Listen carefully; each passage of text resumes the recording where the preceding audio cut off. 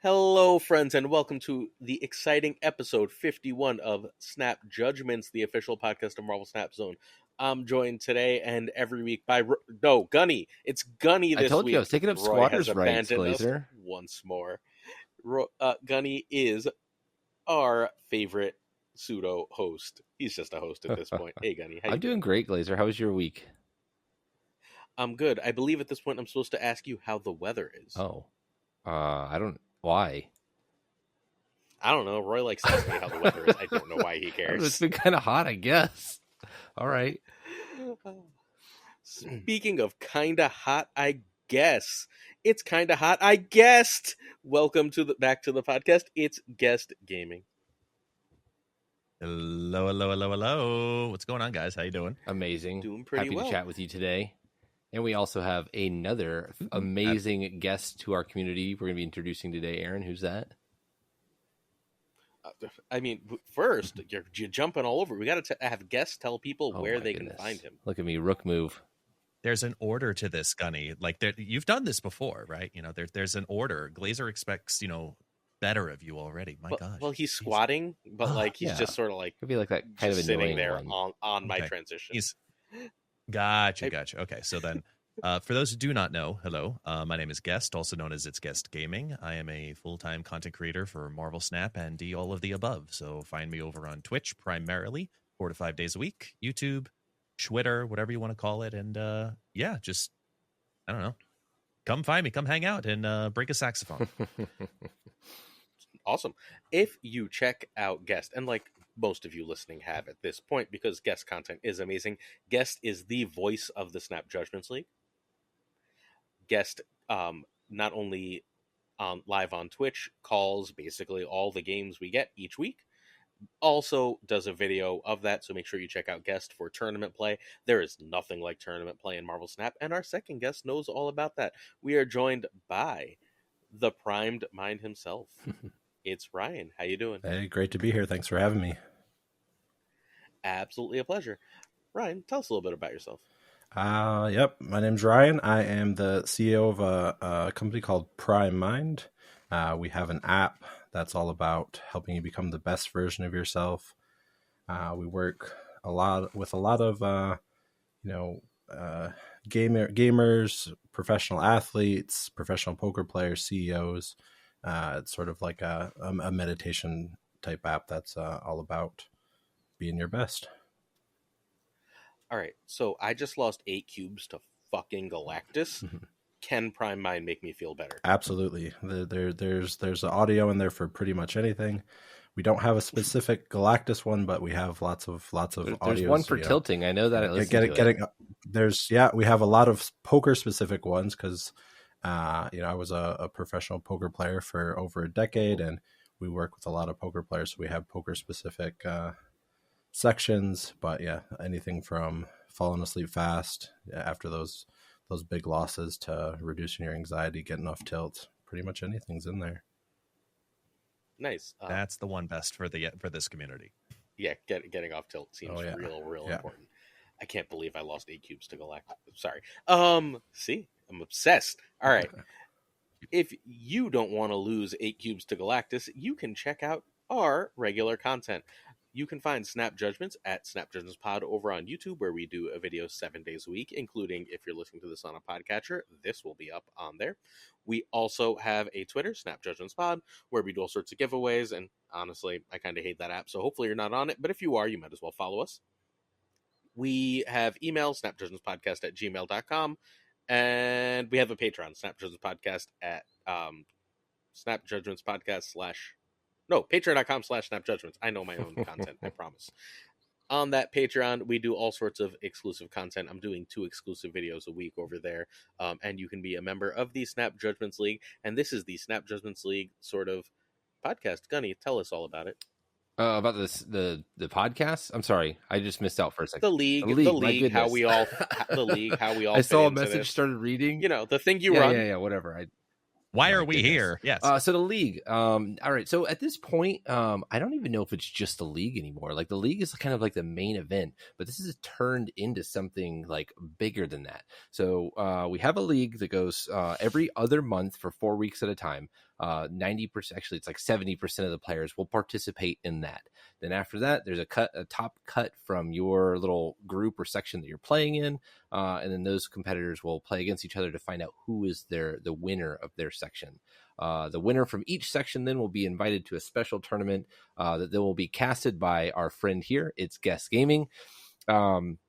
And we're just having like a big season finale. This season we have over 200 players. Last season we had over 200 players. But again, it's not just the league. We're doing King of the Hill tournaments. We're doing drafts. I just made up a new format that some of the folks here helped me create, and it's called All In, where you're playing to turn 6 and playing to your outs, going off of kind of the Lorcana format, the challenge format that they're doing. So we're just doing stuff there all the time. At this point, since February, when you had me start this thing, Glazer, I have run just shy of 50 Marvel Snap tournaments. That's amazing, but something just occurred to me. I think Guest might secretly be Infinite. Why is that? This might be a truth. He just went, hello there. He just did but also he's really, really close with Super Tech God, and he's gigantic. Yeah, that's true. Where there's smoke, there's Infinite. You might be the Infinite. I might be taller, but I mean, just telling from this podcast and us seeing each other here, I think Ryan's kind of got me beat. He's got the muscles on the back end. I have the height. That's about it. Oh, fair. So in a fight, what's really important here is I would definitely lose to all of you. Oh my goodness. I would step away fastest. I don't know. Aaron, if you and I got into a fight, would you run? We work with MMA fighters too, so there's a little bit of that in there.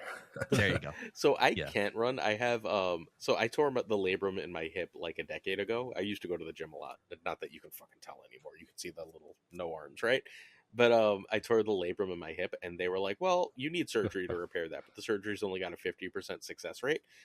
And I was like, "I got bars to go to," because it was 10 years ago. So I never got it fixed. And now I have a fairly arthritic hip, as in severely. So like running is literally. Well, if you wouldn't run if we got into a fight, then there's no way you'd catch me.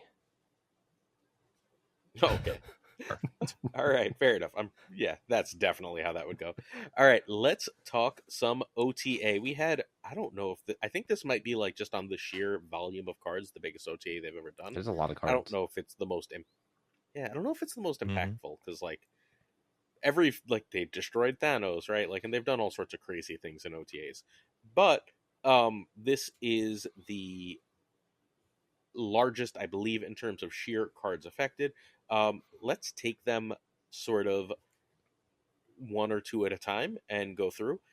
Let's start with the first three because I believe that they're meant to be impactful. We'll talk about them all. Sure. Captain America is now a 3/2 with the ongoing ability of giving +2 to all your other ongoing cards at that location. So he no longer affects everything. It's just ongoing cards. So he goes specifically in that Jean Grey Spectrum deck. And apparently that deck has been sort of kicking all sorts of ass. So they also took Spectrum down 1 power to a 6/6 and Luke Cage down to a 3/3. We'll start with Ryan. What do you think of the Cap, Spectrum, Luke Cage triumvirate? Anything in specific? I mean, it'll definitely get a spot in that deck, I would say. Like Punisher's been in there, so I think it'll be an easy swap for Punisher. It'll just be fun to see, the Cap get some play. I don't know if I love the flavor of it per se. I don't think it goes with any other Avengers, but yeah, trying something out. I know they wanted to keep it pretty simple and not sort of mess up the new player experience. So yeah, it'll just be fun to actually see the card get some play. Person named after a Beauty and the Beast song. And that's you guys. Really? That's where we're going. That's the segue we're going. I'm named after. It's named after Edna Mode. Sure. God. Know your lore. No. But for real though, the Captain America change in particular, I personally wanted the 3/2 to 2, but the ongoing flavor I think is to help just specifically restrict it to emphasizing more strength in Series 1 exclusively. Because that's one of the best decks in Series 1 is ongoing. So give them a really powerful card that could phase out a little bit as you get later on, but right now, obviously, we see this huge meta of the Spectrum ongoing deck. So I think that's just their overall balance of let's bring Luke Cage down, let's shave off the power here from Spectrum. They're trying to give some equilibrium to the deck by giving some oomph to the Series 1 side of it, while also giving an appropriately earned nerf to Luke Cage, because Luke Cage in particular, in my opinion, is just a ridiculously good card. And at 3/4, in many ways, I could say that this is also a buff, because just the cerebral implications alone on Luke Cage is fantastic. Yeah, C4 almost didn't so exist. I'm not terribly upset about that change. Yeah, has C4 I don't know. ever I was actually existed? thinking about that the other day. Let's be honest here. Like, it went from 3 to 5. C4 pseudo existed. No, it didn't. They tried. Yeah, people try. I tried. I really tried. When no, it's not going to exist in any way that we really want it to be valuable. Luke Cage porting into the deck. They just did the little shavings off the other two. Yeah, it is. I'm not gonna lie, it's very valuable, especially if you pull on like the Jean Grey variations. Mm-hmm. That's really valuable. With your U.S. agent and friends. U.S. very valuable. I like the new Captain Jean America. is 3/4 now. Cannot play Jean in C3. No, I'm saying in the ongoing deck, not in C3. Okay. Yeah. So we're talking about the top 3 altogether, correct? All right. So I mean, on Captain America, there's 2 things I want to pick off on this. So one is putting a limiter on Captain America, saying it's only the ongoing cards, allows them to then remove that text if they need to say to all cards there. We've been screaming for a Captain America buff for forever. So if they had it say give +2 power to all cards, and then later on they had to then pull that back, it would feel really bad. But if Captain America doesn't hit, they could easily just say, hey, +2 to all cards here. And 2, the second part of that is, with it being such an early card, players want to feel smart, right? So when a player opens up Captain America and they see the ongoing text in there and the deck's already building itself, and then without even looking on the internet, they build a deck that says ongoing because they found all these ongoing cards, they feel really smart for doing that. So it teaches players how to make decks, and then this is almost like giving them a hand in building that first good ongoing deck. And I really like that. It just, helps emphasize to those players what they should or could be building towards to do. And then Spectrum just kind of goes, I think we already talked about that. I do think that deck is, we haven't been in Series 1 and 2 for a long time. That deck probably kicks butt now. And then I agree with, what everything else was said about Luke Cage. I really do think C3 as a challenger to Loki now is going to be a good player. It was already really good into Loki, and now just that little extra bump on there, like the power of Luke Cage and U.S. Agent is just going to be really phenomenal. I'm not sold on C3, but I think that Luke is A, great, and B, I think that people are underselling how much losing that power means in a meta where Lady Deathstrike often sees play. Oh, that's a good point. And there's a reasonable amount of ongoing stuff. I feel like both Captain America and Luke Cage are sort of pre-buff/nerfs for things that are coming later. We have a bunch of Affliction coming in the July season. We know that oh my god, Ajax is coming, and Ajax gets bigger for everything that has negative power, and making Luke a little bit easier to deal with makes Ajax significantly better. And I think Captain America is for oh my god, I forget Eternal's names. Do you know, anyone remember the season pass next season's name? Oh goodness, no, not off the top of my head. Gilgamesh. Thank you so much. I was like, an M name. So Gilgamesh is going to seemingly gets buffed for everything that you have buffed, right? So given that that's the case, I think that both Luke and Captain America are them sort of getting ready for those things. They're making Luke a little bit worse to sort of pump up those later cards, and they're making Cap a little bit better, because honestly Gilgamesh kind of looks like crap in a world where Cannonball exists. So I don't know, I think that this is ultimately fine. I think the Luke change will end up mattering for the meta in the long term, and I think the other two, I don't know why that ongoing deck has a really high win rate, because I think it's ridiculously easy to beat. I'm just going to say that outright. it's super linear. You should like it's got a high cube rate, and it always confuses me because like you should just count. Sure. Like its power is all face up on board. Yeah. Mm-hmm. Yeah. So that's fair. I think even with all the power face up though with the deck, I think a lot of the success from it is also much lower. Mm-hmm. Like you're seeing a lot of the success, pre-infinite, a lot of newer players because it's a very approachable deck, for Series 1 and early Series 3, all the way through early Series 3. And having just one or two extra little Series 4 pieces, which you can get a lot easier now than we could in the past. Some of these ongoing decks are able to have different variations that still perform well, especially against bots where it's, you're just fluffing some statistics. But in infinite play in particular, I think, as awful as it sounds, a lot of infinite players straight up forget how the ongoing decks work and how the linear lines are, and give it like another week, it'll probably fall off a little bit more so. Even when you have Cap giving now Iron Man a pretty solid buff just for that lane alone, that's pretty.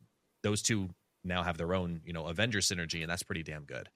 But I think the C3 change that you talk about with Luke Cage, there's the U.S. agent variation that has Luke Cage in it of C3, and then I was running a version today just calling it Annoying as Balls C3, which runs the new version of Baron Mordo and White Widow with Grandmaster. And that just really, really screws with people, because I know that's in the next group of cards we'll talk about. Yeah, and speaking of three power cards, the change to Luke Cage also makes it a lot easier to hit with Red Guardian, which I think is a bit underrated. It was often sort of tucked away. I noticed it was, not hittable, and I think that won't have a massive impact, but I mean, I just won a game 30 minutes ago because of that, because I hit the Luke Cage. Nice. It's fair. Look at Gunny winning games. All right. Mordo. Has anyone actually played Mordo yet? Guess that he did. Nope. I did. Yeah. Guess. Tell us about Mordo. So Baron Mordo in his new iteration is something that I think people need to experiment with a lot more, because it's essentially now turning a brick draw. Instead of it being a brick and a draw, it's now just a bricked draw, where the new effect will convert the top card of your opponent's deck into a 6-cost card, but they don't get it into their hand immediately. They will draw it their next turn. But on the opposite end of that effect, now it only lasts until turn 6. The meta right now has a lot of combo decks, and we see a lot of these Tribunal decks and a lot of these Phoenix Force decks and a lot of these Hela decks that are looking for very specific cards on very specific turns. And this single-handedly messes it up, because it, in my opinion, if you can't use it in those earlier turns, more often than not, even if it loses its cost of going from 6 down to 1 or whatever it originally was, even by turn 6, it doesn't really matter, because you've lost your opportunity most likely to use the card the way that you wanted to. So that's a huge, huge change. So that's why I threw it into a annoying Cerebro 3, which plays that and then follows it with White Widow, because now you've been given a Widow's Bite, you can't draw, and then the following turn you draw the 6-cost card. Black Widow, then, right? Sorry, Black Widow. I said white. You're right. For Black Widow. So that's why I threw Grandmaster into the Cerebro 3 deck, because now with Grandmaster getting another 2 power added onto it, it helps its statistics, and I can literally brick their draws for 3 straight turns, if not back-to-back, where I could play Black Widow on 3 into Baron Mordo on 4, but also still move over the Black Widow via the Grandmaster. Like, it's such an annoying deck to deal with. Yeah. And I liked that. And I think experimentation needs to be done with Baron Mordo now.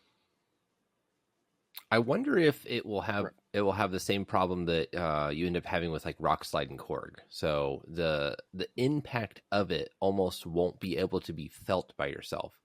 Whenever we had Gnome on, he was talking a lot about how he does not play a lot of tech, or really any tech, in his Darkhawk decks. He just counts on the rocks that he adds to their deck to do the tech work for them. So you're gonna have to, you're just gonna have to experiment, like you said. That Baron Mordo, you're just gonna have to almost rely and snap on if you have a play like you spoke of, where you're gonna do one turn with Baron Mordo followed by the Black Widow or any of that kind of combination. If you're gonna do that, that's a snap condition. You're just gonna have to trust that you've interrupted them enough.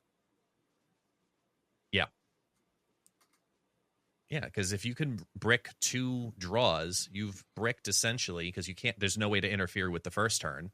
You can throw off 40%, if not 60% of their draws for the entire game. So your opening hand is it. It's think of it like a District X game.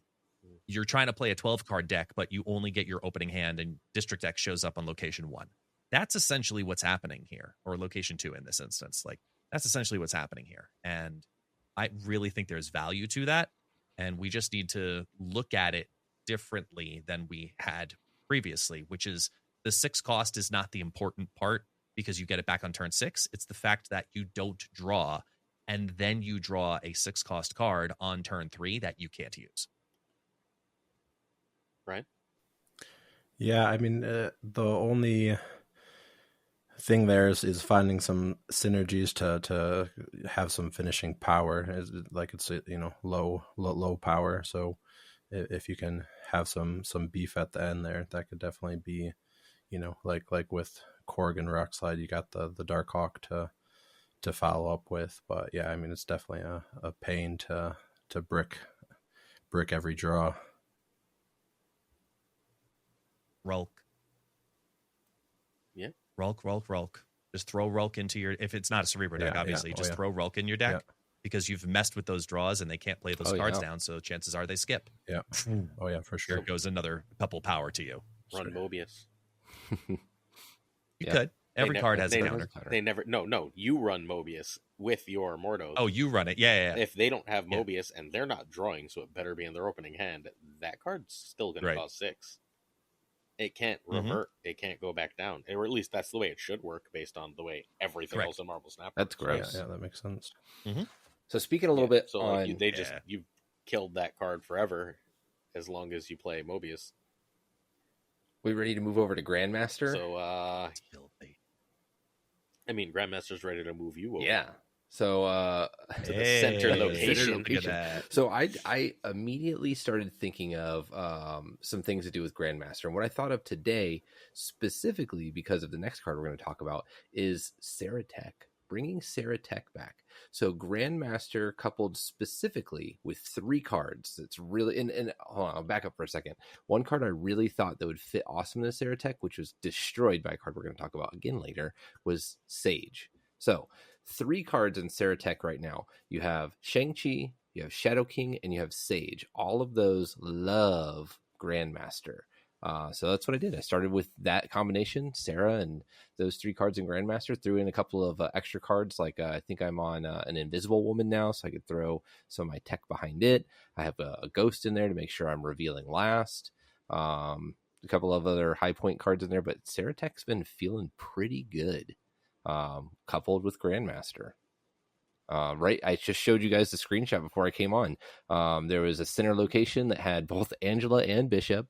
They were playing Werewolf by Night, so I just chose 2 lanes. The center lane again had those 2 cards, so they had bounced their Werewolf far left. I Shadow King there, took that Werewolf down to 0, moved the Shadow King to the middle, took both the Angela and the Bishop down. Boom, won that game.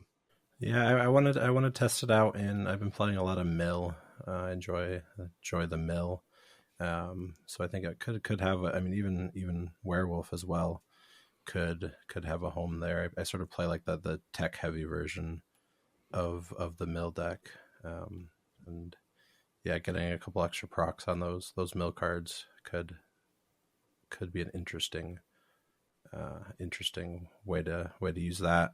I mean, everyone thought Grandmaster has a spot, and now that it actually has the power, we'll get to see. I'm sure everybody's going to be doing some cooking with that card, and we'll get to see if it has anything spicy pretty soon. I've wanted this card to be good for so long.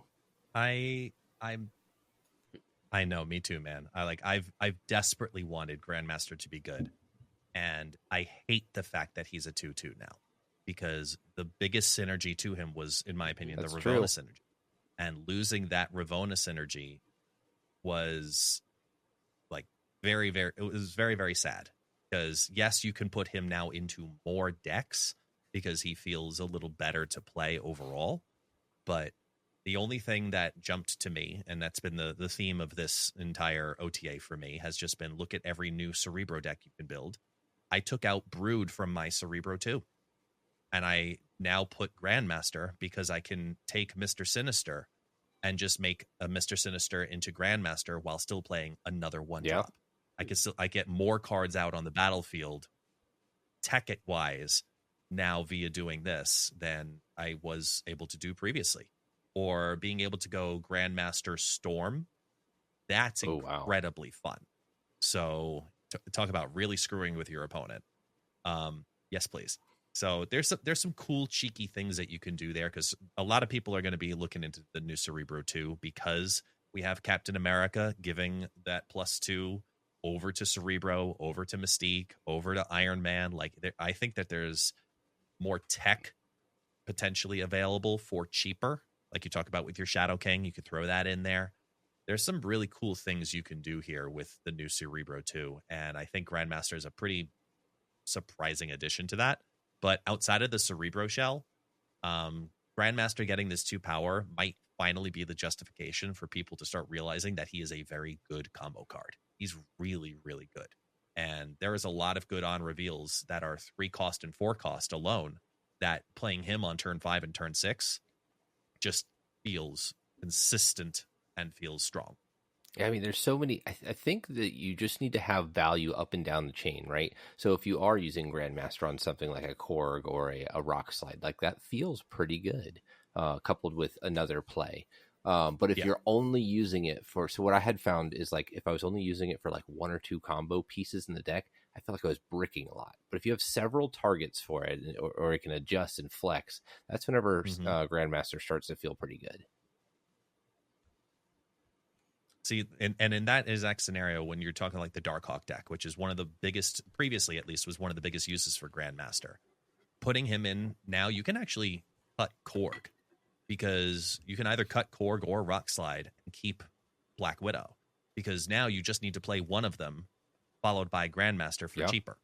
So you actually end up in a better scenario to have just as much deck interference without needing to have to run a 1, a 3, and a 3 by running Black Widow and both rocks. You can just cut something and run one of the 3 costs being replaced by Grandmaster, and you're fixing your curve even more so. Or cut core for another tech like Echo, which is very, very underrated. Man, I love me some Echo. What do you think, Aaron? We've kind of cut you out of this conversation. You probably should have, because I still think Grandmaster is going to be fringe. Okay. I think he's better, particularly, honestly. Cerebro 2, I think, is... No worries, Glazer. It's okay. Just That's dropping, only tech falling down and away from camera the around. I think he may have just fallen out of the chair. Okay. We're doing okay. My microphone, literally, I put my arm down and the wire was there, and it just went flying. Sorry. I thought your hip finally fell off. I mean, my hips don't lie. That's why I buy all the damn hips. I'm just trying to replace my own. All right. Gotcha. I think that he's probably good in Cerebro 2, because Cerebro 2 just loves that second storm and can easily fill those locations. On turn 4, you can play him with a Sinister, for example, and just be totally fine. You're gonna win that. You're gonna win the lane you played him and then Sinister in, because you just put all that power there, and then you're storming another lane which you can lock up. You should have Nightcrawler, so you can get in whatever you want, so on and so forth. I think he's going to be really good there. That's always going to be a fringe deck, right? Because locations exist in the game. So Cerebro is by definition fringy. And everywhere else, so the problem is you want a lot of ongoings with him so that you can make sure you have something to do. But if you have a lot of ongoings with him, it makes it harder to actually use him, because you want to make sure you're hitting the right one for the situation you're in. And that catch-22, I think, makes him difficult. He's like a good card as opposed to like an unplayable and bad card. What killed him is, honestly, like, he was really good and people weren't playing him when Darkhawk was a 4-0, and you can run both he and Ravonna and Zabu, and just be like, my Darkhawk's going to be stupid huge because I have all these ways to get extra rocks, right? And I can make my my Darkhawk be 2 cost, and now I've got like this 1 cost Grandmaster, and I've just got 8 million different little combos. Without that, I don't think he has like a super great home.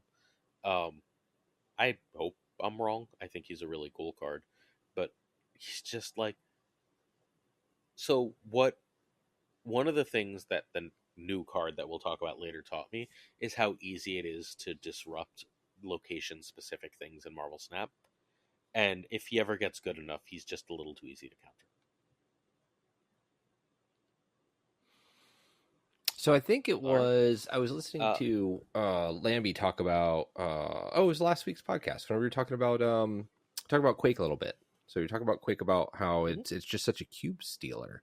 One thing I have noticed in the short amount of games that I've played with Saratech and Grandmaster is players are very accustomed to accounting for one Shang-Chi, very accustomed to accounting for one Shadow Master, or like one lane is going to be disrupted. But with the ability to do it twice, almost nobody can see that coming. At least right now, it definitely turns it's new. Right.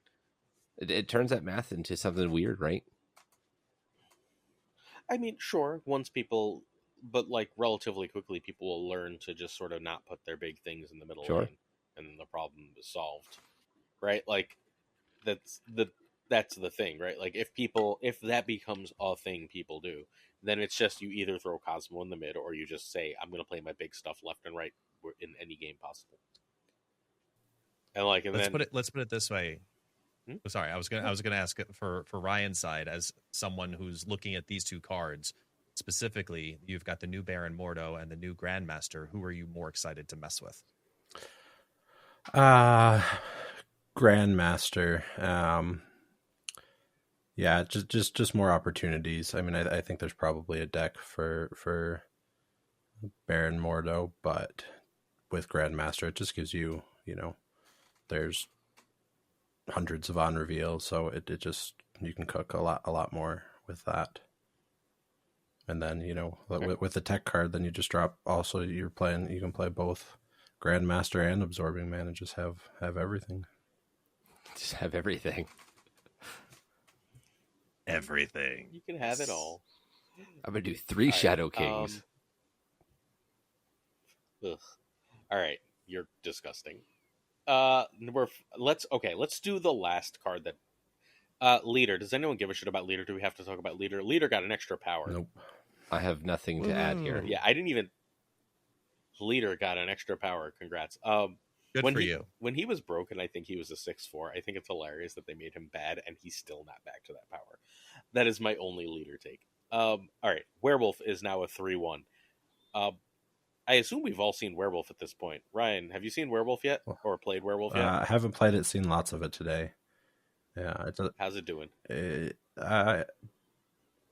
Bad. I mean, I haven't seen anyone do anything good with it yet. I just probably haven't run into the good decks, but yeah, I've crushed all the Werewolf decks I've run into today. It just seemed like they were getting them to like 7, and it just wasn't enough. But there's definitely something good there, but I just haven't seen it yet. Guest, what's your experience with Werewolf today? I love him. The complete opposite end of it, because I built a Ravonna, Sage, Werewolf, Wolfsbane, like all the reductions due to Ravonna type bounce deck, and that sounds powerful. It feels so damn good. Now I know why you're so mad about it not being a 2/1. The Grandmaster. Yeah. Oh yeah. Oh, if Grandmaster was in here, I wish I could have Grandmaster in here too. I probably could, but if it's Grandmaster or White Widow, I'm going White Widow.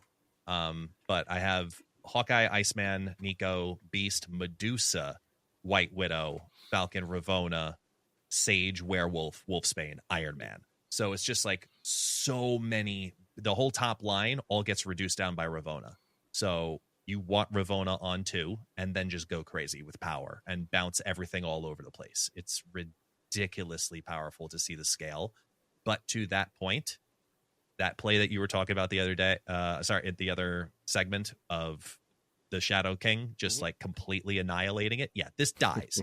This absolutely dies to that 100%. And I'm okay with that because you're not going to see it every game, but you're also not going to see it in every lane either. And there are so many scaling pieces with the new Sage and Wolfsbane and Werewolf that it feels incredibly strong. And I was throwing him into Loki shells again. I'm throwing him into the little movers bounce shell again. Like, he feels very good in those shells. We just need to figure out better protection for him with the curve of trying to figure out, can you really make Luke Cage work in these decks to protect him, or Cosmo to protect him. Mm-hmm. I love him. I love him. I love him. I love him. I love him. He's great. So one of the things I had thought of with Werewolf coming back. So now we've got Angela, we've got Werewolf, we've got Elsa, like all these small scale scalers that we had lost before is creating some interesting room for us. So pretty much since the beginning of the year, quite a bit of this year has been taken up by who's going to make the biggest last turn play. And I really mean that by like Red Hulks, blobs, those kind of big giant plays. And whenever you have early game scalers, it really opens up the ability to then play your tech cards on turn 6, right? You could play a Shang-Chi and a Shadow King and something else. You could play a Killmonger with something else and continue scaling your cards while also dealing with the opponent. And it just opens up the flexibility of the game so much. And it's such a cool game at that point where it's not just who's going to put down the most points on the last turn. It's going to be more about like, can I deal with how my opponent is going to flex around me? It just really enables those smaller decks to then not just worry about how many points can I put out, but make those decks answer those questions. Like, are they going to destroy my Red Hulk? I think one thing I want to point out about the new Werewolf that a lot of people also undervalue is you look at a comparative card like Vision, right? One of the biggest threats of Vision, and one of the reasons he's so respected in Marvel Snap in general, is because there's okay, you play it on 5. It's there, and it can move on turn 6. But the question is, does it? That's what Werewolf by Night now can do, because it has enough time to ramp up 2 moves even on turn 4 or 4 and 5, and he's now a 3/5 that could move on turn 6 as a 7.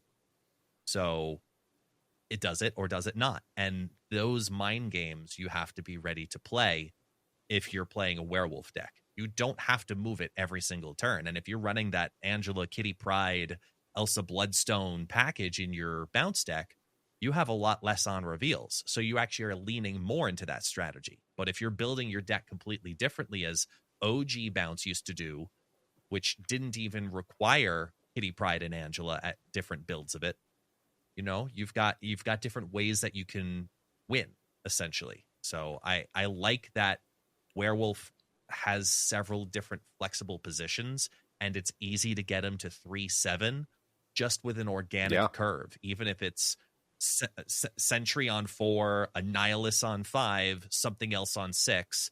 Boom, Werewolf is automatically a 3/7, and that's incredibly good. I think that's kind of the baseline where you want to see it. If you see a 3/7 Werewolf, you're probably okay with that, right? 3/5 lackluster, anything bigger than 3/7, you're like, this is good. We're having a good day. Aaron, what is your experience with Werewolf so far? It's incredibly strong, and I think it's very, very, very, very like extraordinarily likely to make Cannonball and Dr. Octopus decks meta. Like, I think that we're going to see a lot of it, and I think that Cannonball Doc Ock answers the living shit out of bounce decks. And they have a really, really hard time dealing with it. The like Hitmonkey ones can sort of deal with it because they run US Agent, and Werewolf decks can't really run US Agent. They cannot run a 2/3 ongoing. They need their stuff to be dedicated to being on reveal and so on. I think that I think Werewolf is really strong, but it's going to be far more answerable than it has been between Shadow King, Red Guardian, and that deck. But it's still going to be in games that aren't ready for it. And once it becomes slightly meta, it's going to be one of the most powerful things. It's fairly easy to still get it to like a 15 to 17 power card. Yeah. But you're doing a lot of cheap things to get there. So we need to figure out the right way to do other powerful things in order to win games of Marvel Snap with this card. I think we'll get there, right? I think that like it would not shock me if in like 3 months we're like, maybe we should re-nerf Werewolf. But for now, I think we have the answers, and I think that like people should really, really strongly be considering running those freaking answers. I mean, I did not even pick up Werewolf and immediately went to Saratech because I knew it would be everywhere. Yeah. I haven't been playing anything in particular. I'm still just sort of screwing around. I don't know what I like right now. I like Bounce, but I hate Bounce mirrors. So now that everyone's playing Bounce, I'm a little less on Bounce. I might just go over to like the Darkhawk Bounce just because Darkhawk is so much fun. I feel like Guest is cooking right now. What's going on, Guest? That's exactly what I'm doing. I just had I saw the light bulb go off. I just had this epiphany moment. Yeah, oh yeah. No, I'm cooking back here. I all of a sudden just thought of this evil combination with the new Werewolf now going down on 3. And judge me all you want for this, please. Werewolf going down on 3 and Hercules going down on 4. I mean, where you can knock it in, knock it out. Yes, but it won't buff. Where it doesn't have to clog. It won't buff, but it doesn't have to. That's the thing. If you're building like a little Movers Craven package, you're actually killing 2 birds with 1 move. Yeah, I can see that. I have something to cook later after this podcast. I mean, just wait a couple weeks before you get your Hercules. No, not you. I'm telling the listeners. Wait a couple weeks. Guess it's gonna come break the meta. Yes. Then wait to get your Hercules when it goes down to 3,000 tokens. Yeah, no, take your time, please, for the love of God. All right, this is going to go on for forever because this card is great. I think we do need to move on. Yeah. Can we go to the last one first before we come back? Yeah, this is true. Can we just do these two? Can I just make one more point about Werewolf really quick? Ryan. Go for it. I love the buff. I think Marvel Snap is at its best when the last turn isn't just where, it's where and how much. And having that in there adds that extra layer to the game, and I think that's really when Marvel Snap's at its best, is a little bit what you guys were talking about. But yeah, when you have to answer the question where and how much on the last turn, it's a much better game. Could not agree more. Sentry is now a 4/8. And they made that change because they thought Leech was going to kill Annihilus, and apparently nothing will kill Annihilus, so they had to hit Sentry. Leech goes back to being a 5, but is now a 5/5. Sentry is a lot less scary now. People are like, but he's Shang-proof. He's not scary. Did they say that? I may have missed that. I think Leech did a good job of removing Annihilus from the game. Like, I did not see a lot of Annihilus. I think the cost was just too high. Like, it also took a bunch of other stuff out of the game. Like, sure, I don't want to see a lot of Annihilus either. But if that means that I can't play anything else, like, I'd rather go back to seeing the Annihilus. Yeah. Annihilus stonks definitely went down. But the cost was just too damn high. Yeah. The rent was too damn high. Yeah.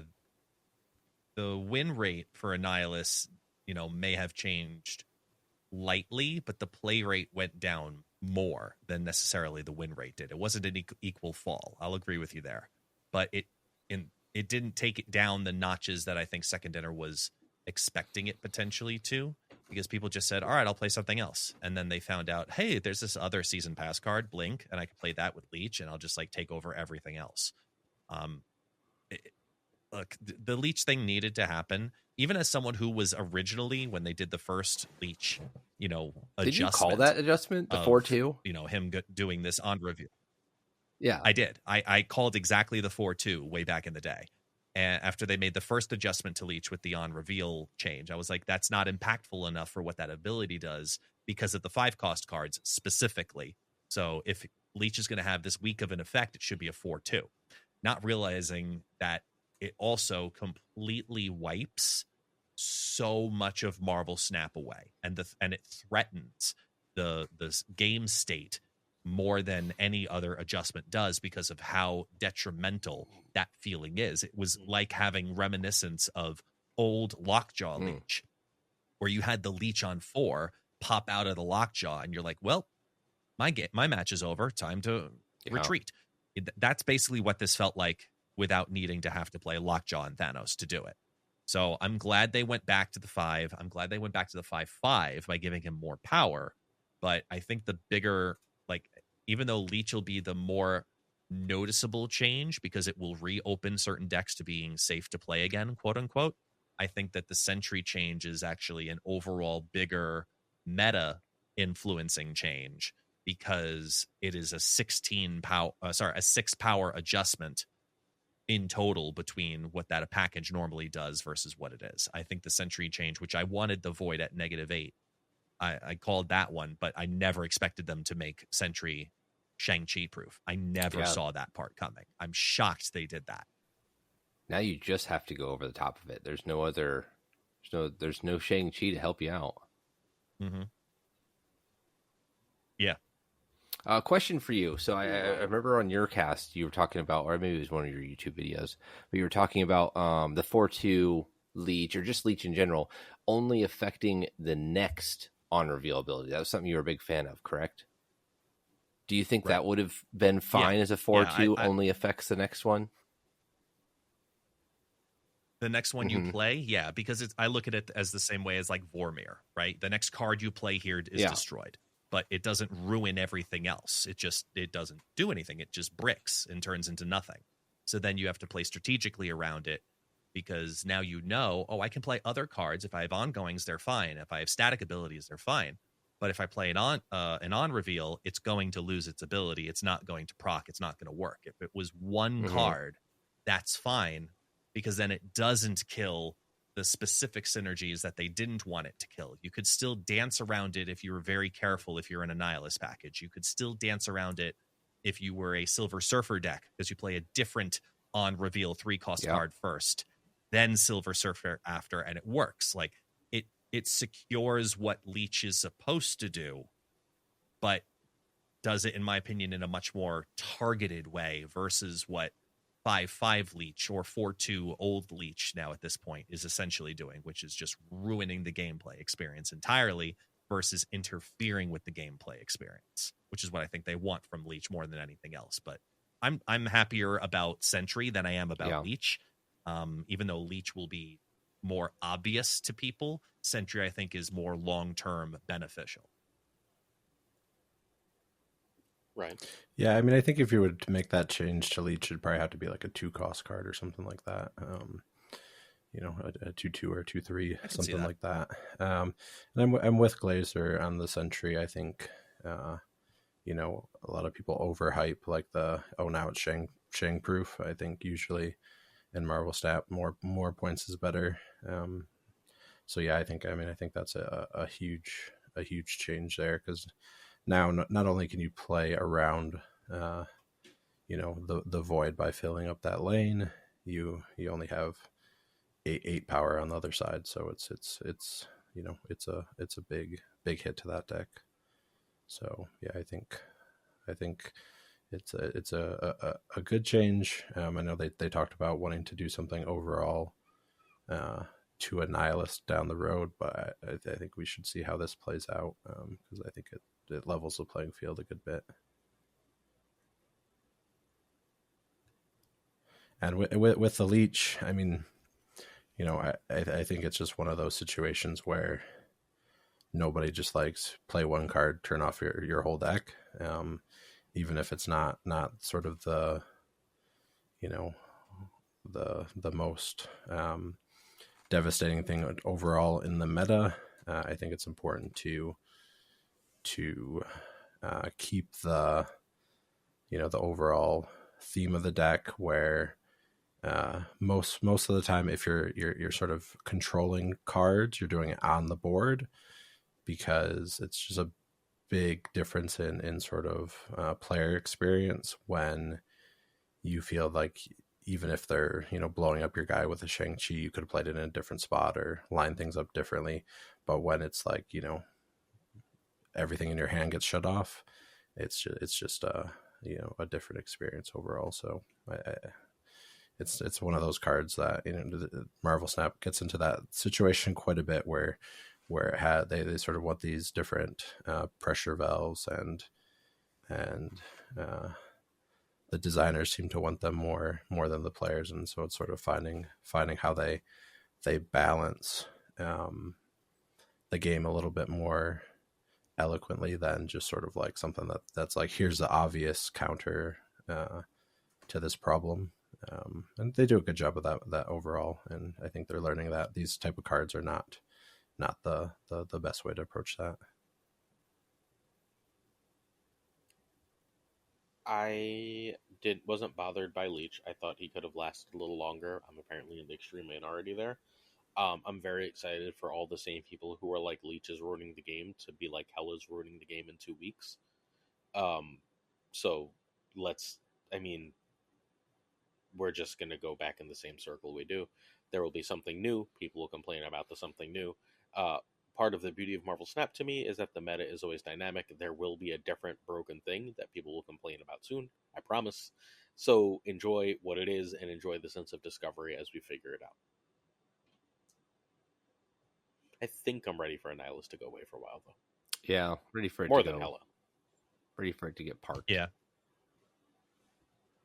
Because Hell is like an obvious deck. This is just one of those, you know, packages that you can throw into randomly any deck, and you won't know about it until turn 4. Yeah, right. And that's why I think I'm more excited to see Sentry Annihilus junk package take a back seat, because you don't even have to play the hood. That's the best part.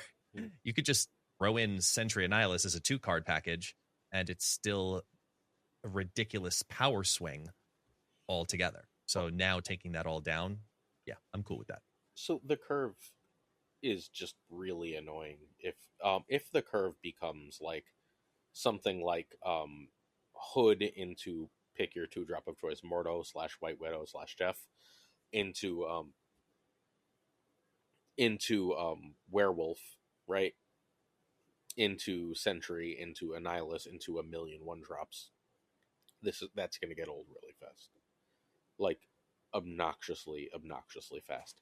And I'm worried that that's what, like, very often what we've been finding is the best package is just the Annihilus package, because you have to do so much stuff on the opposing end of the board to answer the Annihilus package, to prevent it from like screwing up your board and screwing up your plan, that it's really hard to develop your own plan and develop your own board. And if the opponent can incidentally werewolf you in the face when they're doing that, I think you may have a problem.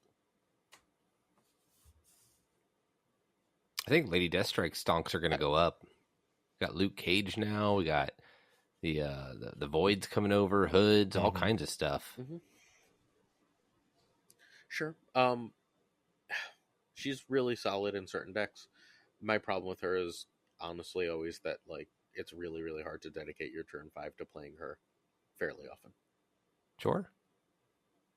Right? Like, because they played Sentry and Annihilus, which means that they got 14 power, and you might have got rid of that Void, right? You stop that -8 from coming over, which is huge. I'm not saying it's not huge, but in doing so, you played 6 power, right? And they still got 14 power over those 2 turns. I mean, I would be playing that probably on turn 6 to flip that lane in my favor. But I get what you're saying. Yeah. I mean, you better hope they don't clog it at that point, right? Sure.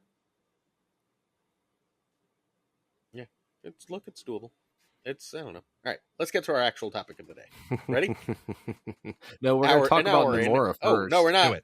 All right, so Namora. Oh, I really should update this slide, huh? Whatever. Namora is a 5/6. On reveal, give +5 power to each of your cards alone at another location.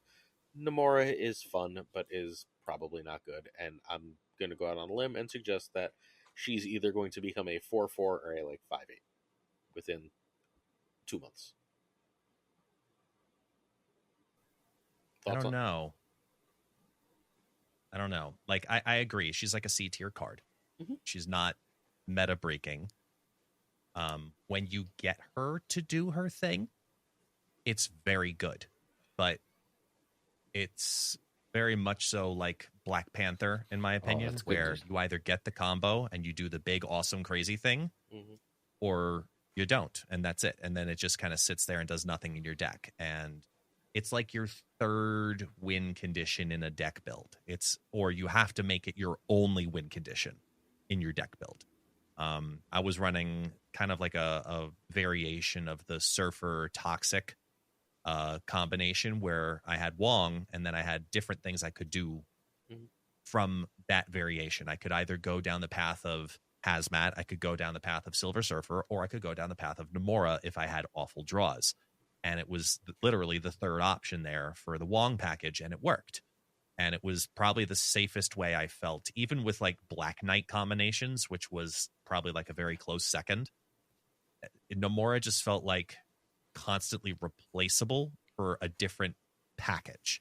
And she's good when you get her to do her thing, but I don't think changing her cost or her power is what makes her better. Because even bringing her down to like a 4/4, you're wanting to activate it twice, and you're wanting to play it on Wong. If she's a 4/4, you don't need to activate her twice. And you can do her at the end of the game with another card. Like, if she's a 4, I think she's... Why would I play that over Ms. Marvel, then? On turn 4? Yeah. Because I want to Jeff, I want to Storm. I want to be able to play her on 6 in a Professor X lane without having to worry about getting that Jeff over there. I can go Jeff into... So fundamentally, what I would be doing at that point is I'd be trying to go like Jeff into Nocturne into her. And now I've got this movable power that's really, really competitive. It also makes her easier to follow up with a copy, because I don't have to copy specifically with Odin, right? I can then follow up with an Absorbing Man for a decent power. I can say, all right, I'm going to play Grandmaster, and give that Grandmaster +5, and then one of my other cards +5. And I just have a lot more options to do shit like that for, when I have 2 turns to play with. Like, I don't think it's the actual number 4 that matters. It's the turn earlier giving me optionality that being on the second to last turn of the game doesn't. I think also just being a 5/8 would be fine. I need a way for her lane to not be a throw lane. I see what you're saying though with the 4 cost variation to get that proc differently. I just the defense the agreement I'll give is because very often I felt like she was great in Magic decks. Yeah. Because you want those later turns to happen. But at the same time, I mean, if you're putting her out as a 5/8, if she hits 1 card, then she's a 5/13. And I think that's way overstated. And then she becomes like just all too meta in that instance. And then she becomes like a staple 5-cost card. And I don't think we want that for Namora, for that amount of power to be added on. I think if you do up it, maybe just even give it 1 more power to 5/6. Sorry, to 5/7. My apologies. Like, give it the 1 more, sure. Like that little bit, maybe. But I never felt like she was a threat card. I always felt like I could build my deck differently and more consistently without her, even though the ceiling, like I got 103 power Jeff using Namora. I was very happy with that. Don't get me wrong. And those moments do happen, but it's Black Panther to me. It's exactly the same mindset and competitiveness. I mean, at the end of the day, I am very much fine with her just sort of being a meme card.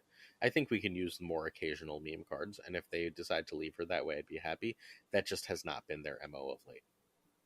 Like, they won't let something be fun and not very good. They try and make everything very good that they're releasing, so I assume that they will do something to make Namora very good.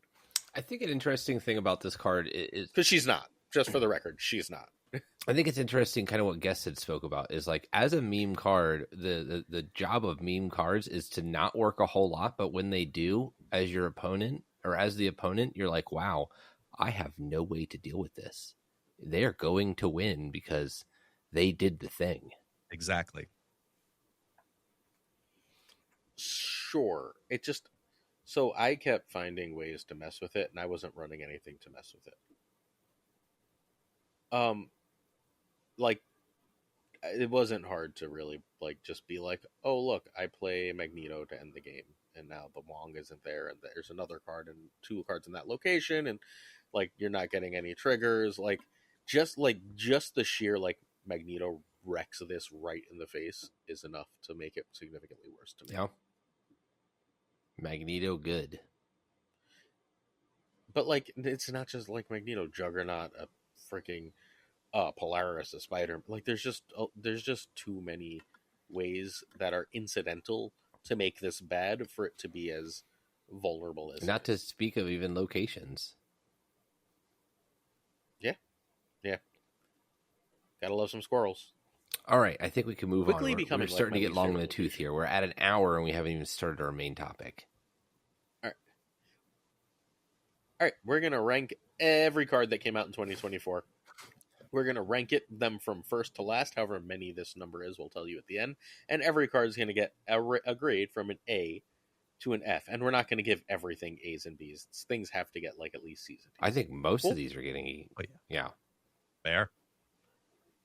All right, so let's start with Scar. Scar was our season pass card in January, the first card released in the year 2024. We'll start. I guess we have to start with Gunny since it's Scar, right? You'd probably be surprised. Like his. So I obviously big dumb idiots. But it needs a grade of A to F. I'm gonna give it probably a B. I think it's a fine B card. Not in the middle, not for a C, but we'll go B. Wait, we can give it pluses and minuses and stuff. Okay, I'll give it a B minus. Mm-hmm. I'm not going into a description, where right? Where are we at?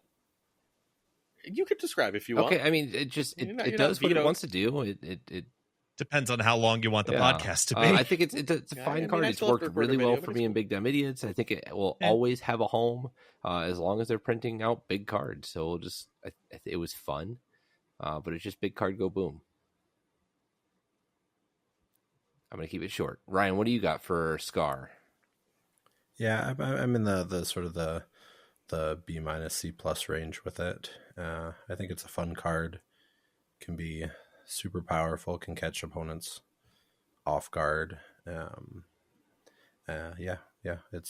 a big dumb card, and it's fun. It has its place in certain metas and certain decks. It's just really what's the cast around it. I mean, if there's a strong cast of characters that it goes with, it's super strong. If there's not, then yeah, it's sort of a dud.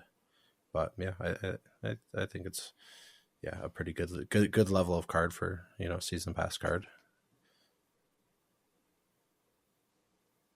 Yes. C plus, make it easy. C plus. Oh. He's just like, he's an option, and he's beefy.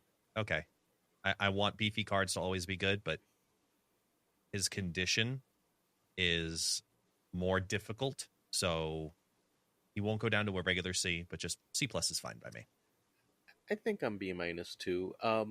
He had the home and Thanos decks, right? And those decks didn't stop existing for any real reason. Those decks should still exist just fine. Like, if you want to run them, they should be perfectly acceptable. And like the variants of the idiots decks all work. The big dumb works. The cannonball got Meat Infinite this season, and then I've got like a real 65% win rate in High Infinite with the Baron Zemo idiot. So I think that warrants a B minus. Those decks are fundamentally Scar decks. Yeah. All right. So we're gonna go to Kara next. We're gonna start with Ryan, and Ryan's gonna say which is better, Scar or Kara. And then we'll start sort of ranking them by where when we get a decent chunk, and then rate. Is this where they're at now? Right. No, this is you can take whatever you want into account. I'm focusing mostly on right now. Although historical relevance. Yeah, I mean, Kara had its time in the sun, and it was good. It was really good. But if we're going off now, I'm going to give it a C. And I'm going to say that Scar's better. Yes. I'll put Scar in a better position. I think there's an argument to be made that Kyara could become a 2-cost card. Just because of the curve and how ugly it feels putting it down. So I put it at a C, and I think, Scar's better. All right, I'm going for a C minus here below Scar. C- is going to have its average because I'm giving it a D. I think Kyra is a card that you'd almost always rather run something else on turn 3. It costing 3 is too bad. Like, you can never play, like, you're never playing this over like 17 different 3s. Like, if you had a choice in a vacuum of this or Luke or this or Nocturne or this or Cosmo or this or, and like I could just keep going for like 6 years with 3s that mean that this card is relevant. So I think C- is a fair grade because I was going to give it a D. I think that this card is junky, but it's better than the next card, Hercules. What rating for Hercules? We'll start with guess this time. Hercules is a straight up D-. I'm not going to go F, but I'll say confidently D-. One of the worst of the last 6 months. Thoughts on Hercules? Yeah. D, solid D there. I think I played it for like 10 minutes since it's come out. Yeah, just an awkward card that feels like there should be something there, and I think that's sort of the worst of cards. Well, I mean, maybe for second dinner, it's a good thing to have some cards that look good but aren't. Feels like there should be something there, but no, just nothing. All right, so I got a question for you. Johnny? Am I grading these cards against each other, or am I grading them against all of Marvel Snap? Because this isn't a Kang, but if I'm grading them against each all other, of Marvel Snap. What's that? All of Marvel Snap? All of I don't think I'm Marvel ever Snap. going to get an So F this is here what- then. But Well, I mean, like, as a teacher, That's fine. two students can fail, and one can just have done no work. And one okay, well can then have I'm done giving like this an F. 25% It's of the not work, in and any then both decks. fail. It's maybe seen a bit of a home somewhere, not in my home. This is getting an F. Like, once they rework it to be a 3 cost, I think that fits into the decks a lot better, and then it will do things. But until that happens, like, it's failing its job. That's what it's doing right now. It's failing its job. Yeah, it's an F. Which is going to make the average, I think, a D-. But, like, I'm an F on this. I think that Hercules, like, I want Hercules to be good. Hercules is my favorite comic character of anything released this year by, like, a lot. It's not even close. I guess there's a couple others I like, but, like, Hercules is a character I love. And this card, Cannonball. Fuck. All right, maybe it's not my favorite. Okay. But it's so bad. Like, I've been playing Move and just had opponents throw a Jeff into it when I had to move that turn. I'm just like, well, fuck you then. Like, what do you do in that case? You just. It should lose, also just right? not Like, affect right. your opponent's stuff. Like, just let it be for you, or maybe even both sides. I don't know. I'd be down for that. That would help. Yeah, I think that would honestly help the card. They need to figure something out for this card because this is like. I mean, I don't know if this is the worst card we're going to talk about, but I think this is probably the worst card we're going to talk about. I'm looking at the Can list. we just give this a fucking F? Yeah, this is the bottom. Can I convince anyone to lower this to an F? Like, so, I can't compare it to Kang. I'm sorry. I mean, Kang But- is like but- the but student Kang- who cuts Yeah, he class never and came to never class. comes. Kang never came to class. This kid came to All right, let's- class All right, and did no homework. how about an F? Yeah, plus? but Hercules is basically if Kang listened to Primed Mind for a day. didn't get enough out of it to got learn. better. No, not that. I'm saying, like, you listen to it once and you realize you're starting to make improvements. He So- was an F card, and then they gave him a buff to 4/7. He listened to Primed Mind, and now clearly he's getting better. He's on his way to getting decent and better. He's just not there yet, Okay. but he's definitely better than where he was. We've got 3 Fs and a D-. I'm going F plus. Meek. Am I starting this time? Anyone want to start? Sure, go for it, Gunny. I think this is it's a B plus. I think this card fits in where it needs to go. Like, it does its job well. Like, man, we're gonna have So that we're would gonna make have it a our lot current high. number 1 card. What's yes? that? That would make it our current number 1 card. Yeah, I think it does its job better Better than than Scar does, really. Like, it was made for a job, and it's doing it well. Is it all over the meta? And that's where I'm going to have a tough time with the B plus here. Maybe the A's are going to fill into, like, more. Yeah, I'm going to go B plus. It does. In the discard deck, it's a great card. All right. Ryan, talk some sense. Yeah, I'll go A minus. Just whoa,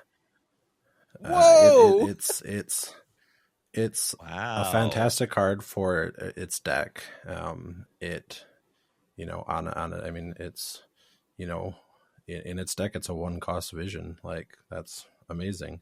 It doesn't get A or A plus because it's very locked into one deck, and that deck isn't always the best. It's had its moment in the sun, and there was a while where it was top tier. But for it you could out of all the 1-cost cards, you could consider it for its deck to be the best 1-cost card in the game, for the deck that it goes in. Mr. Gaming. No. So I look, it does a great job in the discard deck, but even with that said, it's still very cuttable from the discard deck. It's not mandatory to make the discard deck competitive. Some of the cards that came out later in the year definitely are way more mandatory than this. Because if Meek is a B plus, then thinking of Corvus and Proxima eventually, which we'll get to, we're gonna have some A's. Then they're guaranteed to be higher. Yeah, exactly. So I think Meek is a solid B minus. He's good for what he does, but only for what he does. You just don't absolutely have to have him. So he's a B minus for me. Which is why I was going to go C plus, because I think Scar is more required for what he does than Meek is for what he does. I can see that. I'm just trying to think this grading scale is going to be Scar decks weird. are as good or better. I mean, why? I think Scar is more flexible.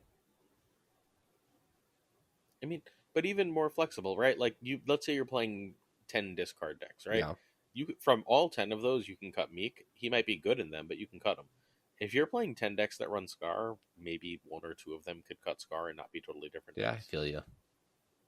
I think Meek's deck might be better than the best Scar deck, but I'm not even sure that's true. Yeah, I feel you. That's fair. I mean, think our average is B at this point anyway, and it's the number 1 card, right? Yeah. Definitely. I think so. Okay. Sag. Grandmaster. I mean, this is And just we have to rate it based on what we've seen, not our opinion, of what it might be, right? I'm going to go, easy D. I think so. Just solid D. I'm hoping it gets better. I'm hoping it bumps up to at least a C. That'd be pretty cool. Anyone want to argue That's for where higher? I'm at a D. Yeah. You're at a D also. I feel like I put it on, higher than Hercules, but yeah, not Hercules higher is an than F plus. Kyera. And Kyra's a C not minus. higher than Kyera. Right. So I was like, Grandmaster, I'll say it's it's a C minus card. I've seen more Hercules than I have Grandmaster. That's for sure. Oh. I'm at a D, but I don't like any of the I think, which means it's going to average out to a D. 3 Ds and a C minus is just going to be a D, right? But I don't know. We talked enough about this card 3 minutes ago, so let's just go on to Beta Ray Bill. Can I lead on Beta Ray Bill? Go for it. Sure. This is the definition of a B plus to me. It goes in its deck. It makes its deck good, right? The deck doesn't really exist without him, but the deck is never probably really going to be meta without some fairly serious changes. I think he's almost my definitive B to B plus.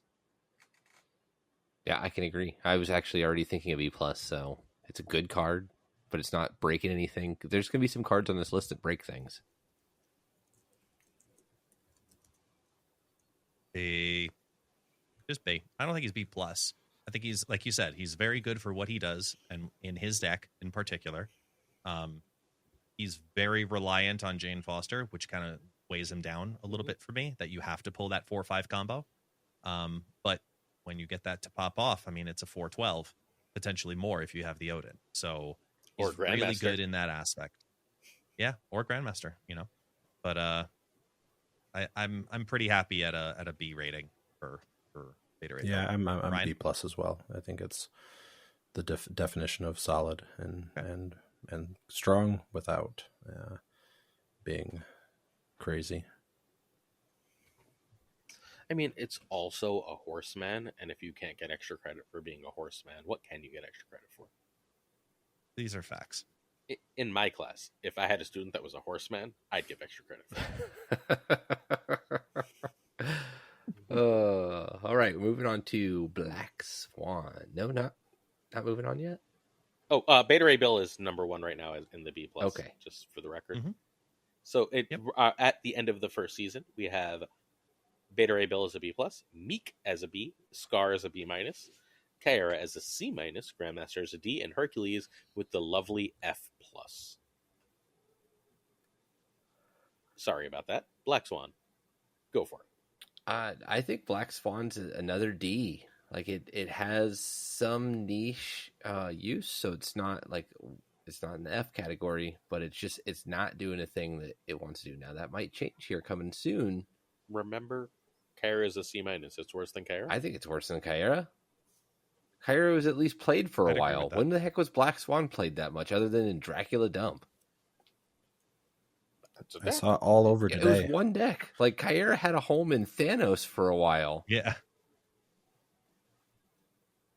I do think it's worse than Kyra, and if you don't, we need to have a discussion. I don't think it's worse than I mean, it's Kyra. just because you love bounce. Yeah, I mean, look, I'm forever going to be mad. Yeah, that's like it. That's literally the reason, right? But we also just got a 3-run Werewolf, which seems like it might be pretty decent. You just told me that we're not allowed to go off speculation of what we think something's going to happen with Laser when we talked about Grandmaster. So you have to go off of what it's been doing. This is fair. Okay, so it's been in Werewolf decks. It was in there was, oh god, I used to know who made decks before my brain melted at the end of the school year. I had a Werewolf Black Swan deck, and I hear you. Black Swan deck. It was good. It ran. It was good. And then Black Swan was in a couple random Thor's shells of all fucking things, right? Like it was okay in some decks. It was in some good zoo decks. Shout out to Phil Woodward. Like it had. Look, I'm not going above a C minus. What are you giving it? I think they're both C minuses, but I think it's a better C minus. It's like a 73 to a 70. I think it just failed at its job. I mean, its job was to make me sad. You took the words out of my mouth. You said it perfectly. It failed at its job. It's a D. Yeah. I put it just barely above Kyra didn't fail at its job. It does the thing that you thought it was going to do. Black Swan doesn't do the thing you thought it was going to do. I mean, I have a really pretty variant in my collection because I accidentally opened it. Ooh, that's what does it. That's what Kyra does right now. Black Swan is in decks that I wrote. Okay. Cerebro 5 Black Swan? Come on. I mean, I felt like someone posted a Black Swan deck today because I saw it all over the place. I mean, it was definitely in all the werewolf, not all, but a lot of the werewolf decks I saw today. And no speculation. That's past I tense. beat them all. Yeah, I think I lost to one that did like Falcon and Black Swan on turn 5, and then just dumped everything. Like that's where it's good if you can do Falcon Black Swan on 5. It's powerful, but you have to play just too many 1-cost cards. It feels like, and 1-cost cards are not good to fill your deck with, and yeah, so I'll go with a D. It's another one of those cards that feels like, I mean, those are like the disappointing ones that feel like there should be something here, and it's just not. Yeah. So I'll give it a D as well. So everyone but me is on a D, so it's gonna get a D. But we also have Grandmaster as a D, so we have to determine Black Swan or Grandmaster. Black Swan's better than say Grandmaster. whichever Black one. Swan, yeah. I think we can give it a D, based a on D the plus past. maybe. Yeah. I mean, both cards got buffed today in a weird way, right? Yeah, that's true. We'll see if time tells. All right, we're gonna get in a fight, so get yourselves ready, because the next card is Super Giant. C plus. Oh, maybe we're not going to fight because I think that's about right. Yeah, C+. It's one of I those thought cards. you were going I to try put and it fail right on. No, not at all. I like it, but it's also a card that when it does, it's the perfect category of the job that it does is great. However, it's very often cuttable, and it's not mandatory. It's not archetype defining. It's just a option that isn't, meta breaking. It's just something that throws people off because they're not necessarily expecting it outside of release week. So when you get super gianted, it's like, oh damn, now I have to play around this, rather than I saw this coming. Mm-hmm. What it does if you play it into a deck is great, but it's not mandatory. C+. Yeah, What do you think, Ryan? When you were talking about your Baron Mordo deck, I thought maybe Supergiant could have a home in there somewhere where you're just like messing up their curve and just destroying their curve completely. Yeah, this is another one of those cards that feels like it should be played a bit more, but I think it just doesn't have enough pop on its own. So yeah, I think C+. But yeah, I think there could be a deck one day where it pops off, but yeah, just not quite there. Someday. I don't think we have Featuring any Nika straight Supergiant C's yet. in tomorrow's video. And I think Supergiant is a C. I think it's right in the middle. Oh. Yeah. Like, you wouldn't be sad to own it, but you're also not super happy to own it either. I think it's a C+. I think it's like it's really hard to play around. I don't know if it's just the way my brain works, but like my opponent plays this card and my whole fucking game plan is out the window. I play the card and I feel ridiculous. Do you know why that is, Aaron? Ridiculously. Aaron, do you know why that is? Why? It's because you I needed to bounce that turn. You hate playing decks that play one card a turn. If you're a play one card a turn deck into a Black Swan or into a Supergiant, you're like, okay, thanks, dude. Like, it just doesn't affect you. Maybe if you're dropping a Ronin down, it doesn't affect you. You don't care. But if you're dropping a Cull down, it doesn't matter. You don't care. But then they can be playing Ronin too. But it doesn't matter. Like, if you're trying to play bounce or something, Ronin. Yeah, this completely hoses you. What if they're playing Daredevil? Yeah, I mean, that's great stuff. I'm just and they like, snap. And I think what do you experiences. Do? How do you stay? Experiences may vary. I'm C+. All right. I think that's 3 C pluses and a C, right? So it's again a C+. Yeah. All right. All right. Can I just set the bar and say Cull Obsidian is probably a B? I don't think it's a B.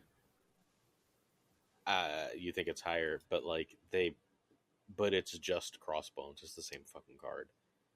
Sure. Why not play both?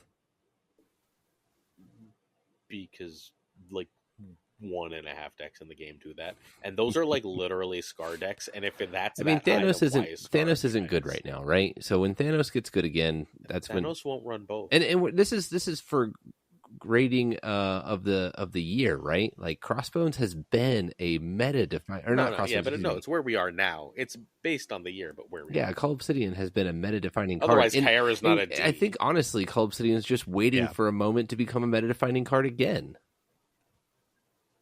Why? What makes it better than Crossbones? Why would I run this and not Crossbones if that's the Have case? you ran both of those cards? Because people who were running... I can tell you exactly why. Because people who were running Cull Obsidian were either running it via Thanos or they're running it because of the one-drop variation that they could play around, right? Right. There was no reason to play that outside of Thanos if you were running a Sentry at 4/10 with Annihilus 3-card package that organically already had a hood that did more better for you in that package than running Cull Obsidian with an Iceman, for example, or any other one-drop. I think that Cull Obsidian's a great card, but it is out of what we've hit so far. To me, this is on par with Beta Ray Bill. It's equal. It has an equal, and when you get it to do its thing, it's great. So for me, it's a B. Yeah, I think it's worse than Beta Ray Bill, but it's in the same ballpark. I think Beta Ray Bill. I don't love it being above Scar. I think fundamentally my problem with it is I feel like it got crowded out of its own spot by Mockingbird. That's true. I can see that. And actually, on your point about being ahead of Scar, I can see that. Like, Scar is very niche into its Scar decks, whereas Cull Obsidian hasn't been, right? Cull Obsidian is. Do you play one drops in your deck? Thanos. I mean, sure, but like decks that run a lot of one drops are like, I ain't running Cull and Bounce. Got a fuck ton of one drops. Sure. I mean, it was also getting run in Zoo. It's getting run in BDI, anything. All right, Thanos. I got you. But you know you're going to be running Sasquatch into Bounce. Right. Come on now. Right. Come on now. You know you will be. I can agree with that. Why not him? B. You know you will. So, yeah, Brian, are you higher or lower? B for sure. It's solid. It's good in the decks it goes in. Yeah, I would put it slightly below Beta Ray Bill. Does that put it above Meek for everybody? Are we okay with that? Yes. Not for me, but I'll let you guys have that one. All right. We got the Meek's biggest fan. Cull Obsidian is now a B. And Black Swan. And Corvus. Yes, I think this is one of the first bangers we're going to talk about, right? Corvus has... Mm-hmm. I mean, it's made decks. It has turned Hela from almost like a meme into like a dream, almost single handedly. So I'm giving Corvus. I'm not going to go A+ because I don't think it can screw you at times. I think Corvus is a straight up A. It is a banger. It's a good card. It has several homes, not in just one deck, but it doesn't necessarily rate the A+ realm for me. Very close. I'm at A-, mm-hmm. Because it's the first of the A's so far for me because it does almost everything right, except every now and then it does bite you in the ass, and mm-hmm. that every now and then is just enough for me to say that that chance. Let me keep it at A-, but for what it does, it's a great rate. 3/5 gives you extra energy. Sure, you're normally playing it with the understanding that your deck can afford to discard 2 cards, whether it's discard or ramp or Thanos. So I'm completely okay with it. It can bite you in the butt every now and then, and it never feels good, which is why it stays at A- for me. Ryan? It's such a strange card to me because I'm not sure that in any of the decks that it's in, it's actually the best version of that deck. Like with the Blink Hellas, I preferred the version without Corvus, and in the discard, it's still a bit awkward. I mean, it's definitely in the A's somewhere, but it's a very, very interesting card for that because, yeah, it just what you said, like there's certain decks where it just sort of screws you just enough where it's on the edge, but when it pops off, it's very strong. So you have to be very good at your sort of cube management when you're playing those decks. So I'll give it I think I'll give it an A-. A- it is, because that's where I am. Nice. We are on to Proxima. I mean, we're not going to give Proxima an A- if Corvus is an A-, right? No. So that sort of definitively means B+. I'm actually on a unless someone has it lower. I'm going on a B. I think it's a B card. That's exactly where I am. It's good, B or but B+. It doesn't. I don't think it's mandatory. I don't think it's a Beta Ray Bill, right? Beta Ray Bill makes a deck. It makes a deck better. I don't think you can play I think discard without Proxima is just a significantly worse deck at this point. Yeah, but it still exists, right? A Beta Ray Bill. I think that it's more impactful. It's more impactful than Meek, in my opinion. Okay. Yeah. It's like, I think. Can we just say? I think Meek is over. Like we may have. It was one of the first cards that we rated. I think I just may have went too high. So, but no, I mean, look at what we have out there so far. They're both Corvus and Beak are like right around the B's. Okay. Roughly. Beak is right around A- for Ryan, right? So you're at A- for Meek. You're at A- for Corvus Glaive, but Is that because you specifically don't like a discard deck that runs Proxima, and because you like the flexibility? Like, I like to hear more about your discard, and because I think you're leaning further away from Proxima. No, right? I think it's just a tick below Meek. I think it's a very good card. I mean, I think like they're, you know, they both end up around 7 power, and you can control where Meek goes, and it costs 1 more, so you get to sort of place it. Proxima, you sort of have to play around where you're getting it. It's a fantastic card. They both, I think, the addition of those 2 cards really leveled up the discard deck when it had its run. And I would just put Meek just a slight tick above Proxima. I think they're both, like, I mean, you guys talked about cutting Meek from the deck, but I just would never do that.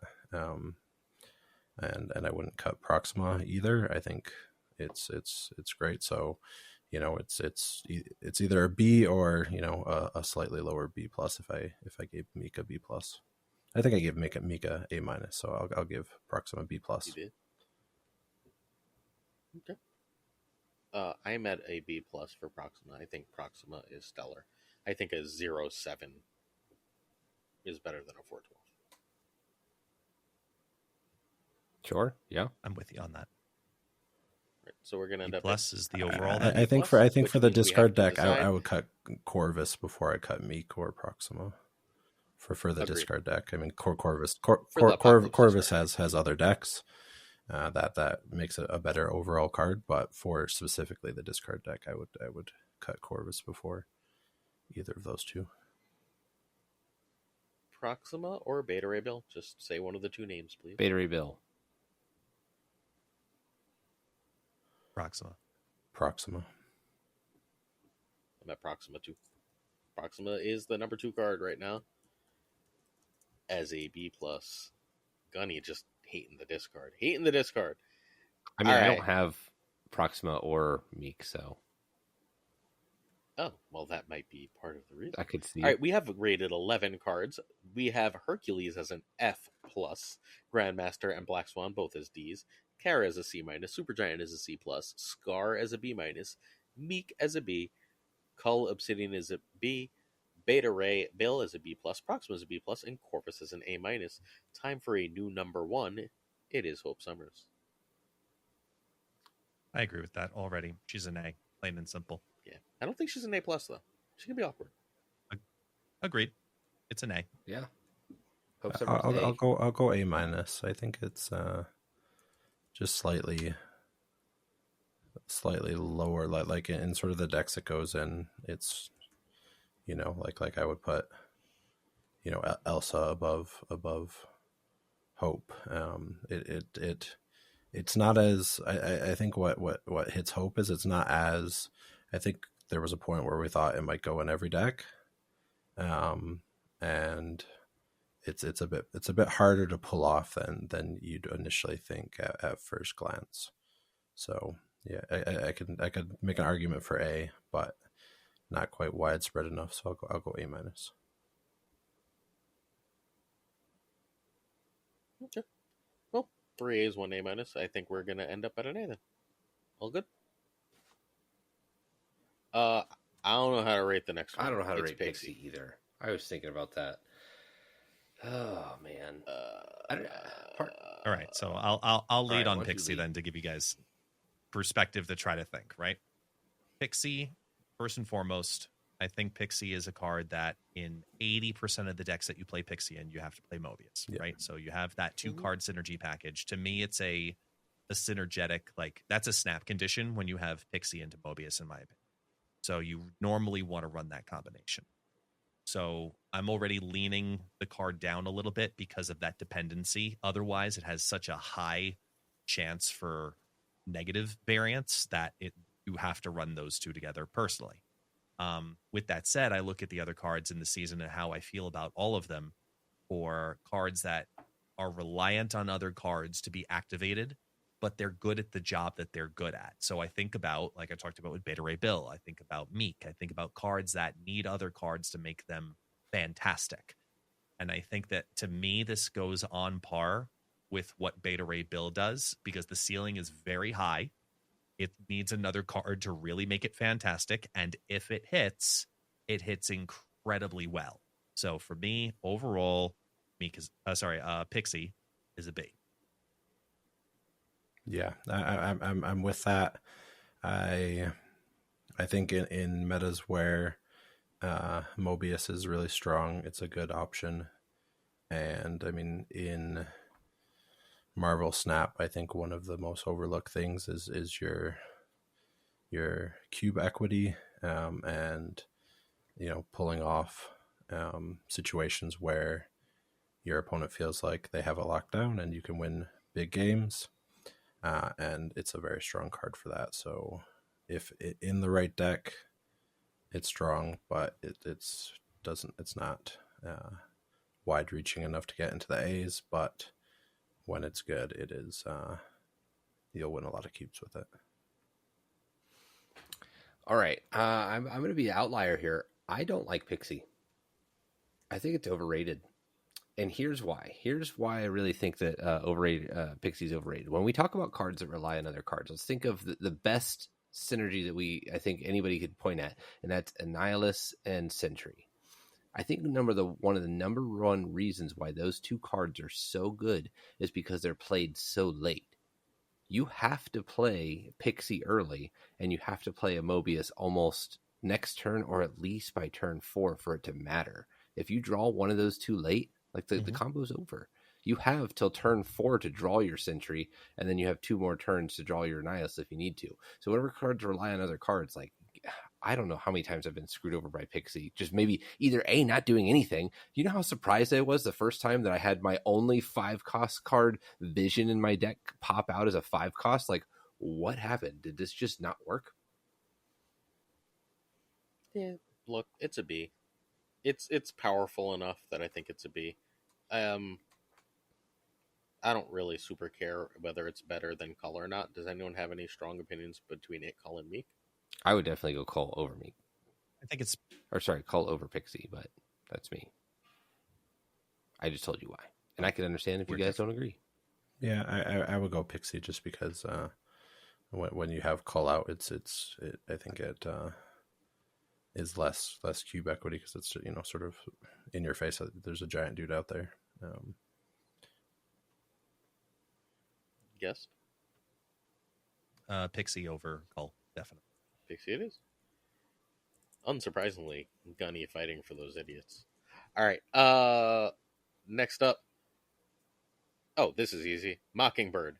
A Mockingbird is an A+. A+. This is the best card we've talked about. I agree. That. There's not much I was else already to looking say. at the list.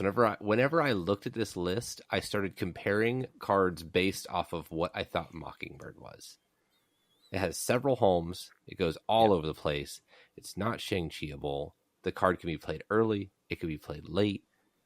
It's exactly what you want to see in a card. And honestly, anytime you're talking about a card that might be too powerful, like, it's probably an A+. Yeah. I mean, I think you could even make a case that if Mockingbird didn't exist, you wouldn't have to do as much to Thanos like that when Mockingbird came in, it just changed the game. And I think that this very well may be the best card on the list, one of the best cards in the game. It's got a real claim, I think, as the best card in the game. All right. I'm going to be quiet because I'm going to be the high person on this. I would all but bet. Let's dive into a pool with our knees tucked into our chest. Cannonball. It's another banger. I think it's a solid A. I don't think it has as many homes as, like, say, Mockingbird does, but it is a meta-defining card. Maybe even an A+. Like, we can have home for more than one A. A+, but Cannonball it's such a good card. Cannonball or Mockingbird, you go back and forth, and you choose Mockingbird over Cannonball more often than not when it comes to which one I think is better. So for that reason, Cannonball's a game winner card. Turn 5 or turn 6, it can win you the game. and that makes it an A, guaranteed. So flexible, I like it. A. Yeah, Ryan? yeah, it's an A. I mean, I think Glazer, this has got to be one of your biggest victories. I think you were the only one on this card, so round of applause for you there. But yeah, I think that out of all these cards, you were highest on it of anyone, and yeah, I think that's one of the most surprising cards. It's very, very rare that we have cards that are, significantly better than everyone expected. It's usually the opposite, and for Cannonball, it's definitely a big surprise. So, well done. Are we all okay with Cannonball above Hope? Because that's where we sounded like we were. Yes, I am okay with that. Barely, yeah, barely. Yeah, not by I'll a lot. take that, yeah. But yeah. Cannonball. All right. So the other thing, I just want to say this quickly. The other thing about Cannonball is he's so fucking hard to play around. Like if the opponent has multiple spots open and you have like one spot left in multiple lanes, you just like, oh my I God, do love playing around it though. I'm just dead. Like where you just leave a spot open in a lane. Like I'm going to fill this lane. If they play a Cannonball here, I just go to the other lane and win it. Yeah, if you I did win a game today where I had one spot on the board and they had Green Goblin me, and I Odin their Green Goblin back over, and then they Cannonballed me, and I won because he pushed the guy over. Oh my gosh, that's awesome. That was a good one. Well played. Very nice. All right. The card that everyone thought was going to be the best and ends up being the worst of the month, guaranteed, because it's not even a B. War Machine. I think War Machine falls into the Kyra realm for me. It does some things. I've seen it have some decks. I go C-. Yep. It's really good at its job. It's on par with Supergiant for me. So I can't give it a C- because I'd like to stay on the Marvel Snapcast with Super Tech God. So via de facto, I must call it an A+++++++. But for the ratings purposes, I will call it a C+. Okay. I'll go C+ as well. I mean, it's definitely better than Kyra. I think there'll be a deck for it at some point. Yeah, it's definitely disappointing. But it's not quite into the bad territory, if that makes sense. So I'm a C- too, which makes it an exact C. This is our first C. I can see that. That's fine. And now we are down to our last season and a half. We are at 16 cards. Hercules is an F+. Both Grandmaster and Black Swan are Ds. Kyra is a C-. War Machine's a C. Supergiant's a C+. Scar's a B-. Meek is a B. Call Obsidian's a B, so is Pixie. Beta Ray and Proxima are B+. Corvuses are only A-. Cannonball and Hope are A's, and Mockingbird is an A+. And we are going to remember that March season for a long, long time. Let's talk April. We begin with Baron Zemo. So I'm really glad that we fell on an even C for War Machine, because I really want Baron Zemo to be a C+. I think that's where it fits, and I think that is okay. Having a middle of the line card, being like something that you don't mind owning, and it has some homes. I think right above that for a season pass is actually excellent. This is one of the best season pass cards we've had in a long time, not out of strength purposes, but out of like this card is usable, fun, it does some things, and I really, really like Baron Zemo, but I think it falls into the C+ category for me. I'm at a B. I know. I was about to say, I can see the face on Pulse here. Like, I'm shocked. I think it's at minimum a B. Yeah, I think it was pushing B+. Okay. Yeah. Because here's my reason. Because Baron Zemo is a card you don't like to play, but you know that it's good when you do. Mm-hmm. Because it's very rare that you end up with a really, truly negative hit. It's either neutral and does absolutely nothing for you, like you pull in that 4th slot, you play your Baron Zemo and you've pulled out their Angela. Okay, it's a 0 card, whatever. It's nothing. You know, very often it's a 3/5 that gives you extra stats. It gives you information about the deck, and you've taken away from your opponent. You feel dirty playing Baron Zemo, like especially the full mill package. Like it's a really filthy deck, you know, when you're removing that much. Yet alone if you absorbing man the effect or if you grandmaster the effect, etc. So I look at cards like it's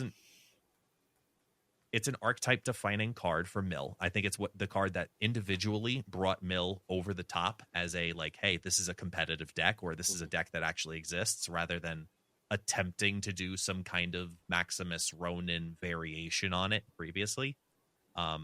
It brought a new element to the game that you just don't like playing against, and a lot of people just don't like playing. And the whole month where we had to do those mission achievements every weekend and had to play Baron Zemo, by the 3rd week, all of us were like, I'm gonna play this card. It was just taxing.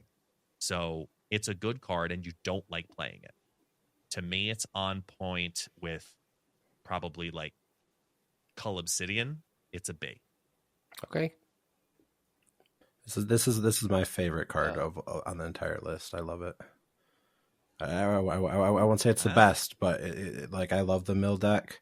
Like the mill tech deck. That's what I'm playing in the league. That's what I played in the tournament. I feel like I like the deck because it's like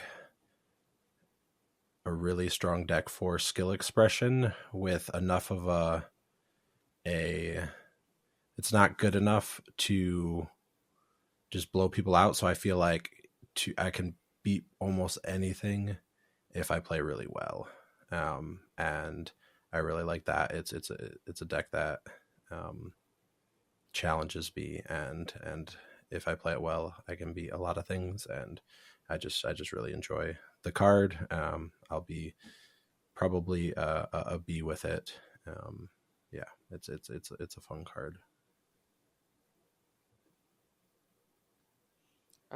I think a B is where I am as well. So there we go. What we have to determine, however, is where it ranks with our other 3 Bs: Pixie, Cull, Meek. I personally have it atop the list of these. Now that you're saying those, like I can concur with you. Right? It's a little hard to kind of just pull these letters out without seeing them rack and stack, but Baron Zemo is better than those. Okay. I put it above Pixie. I wouldn't put it above Cull though.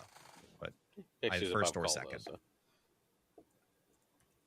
Oh, in your ranking, yeah. Well, that's just it was the consensus, right? Yeah, the average, right? Not personal. The average of 4. Yeah, that's just where I would be. Yeah, that's first or second. I can live with. All right, we all good. Zemo is our leading B. Yeah. About Baron. All right, I'm going to present a quick argument. Red Hulk is our next card. Red Hulk has to be an A+. It's the best 6 in the game. To where I'm putting it, it's the current biggest, dumbest thing that fits into any deck that is interested in playing one card on turn 6. Filthy. Yeah. A+. Yeah. I think it's actually best in decks where you don't have to play it on 6, where you have other options. Mm-hmm.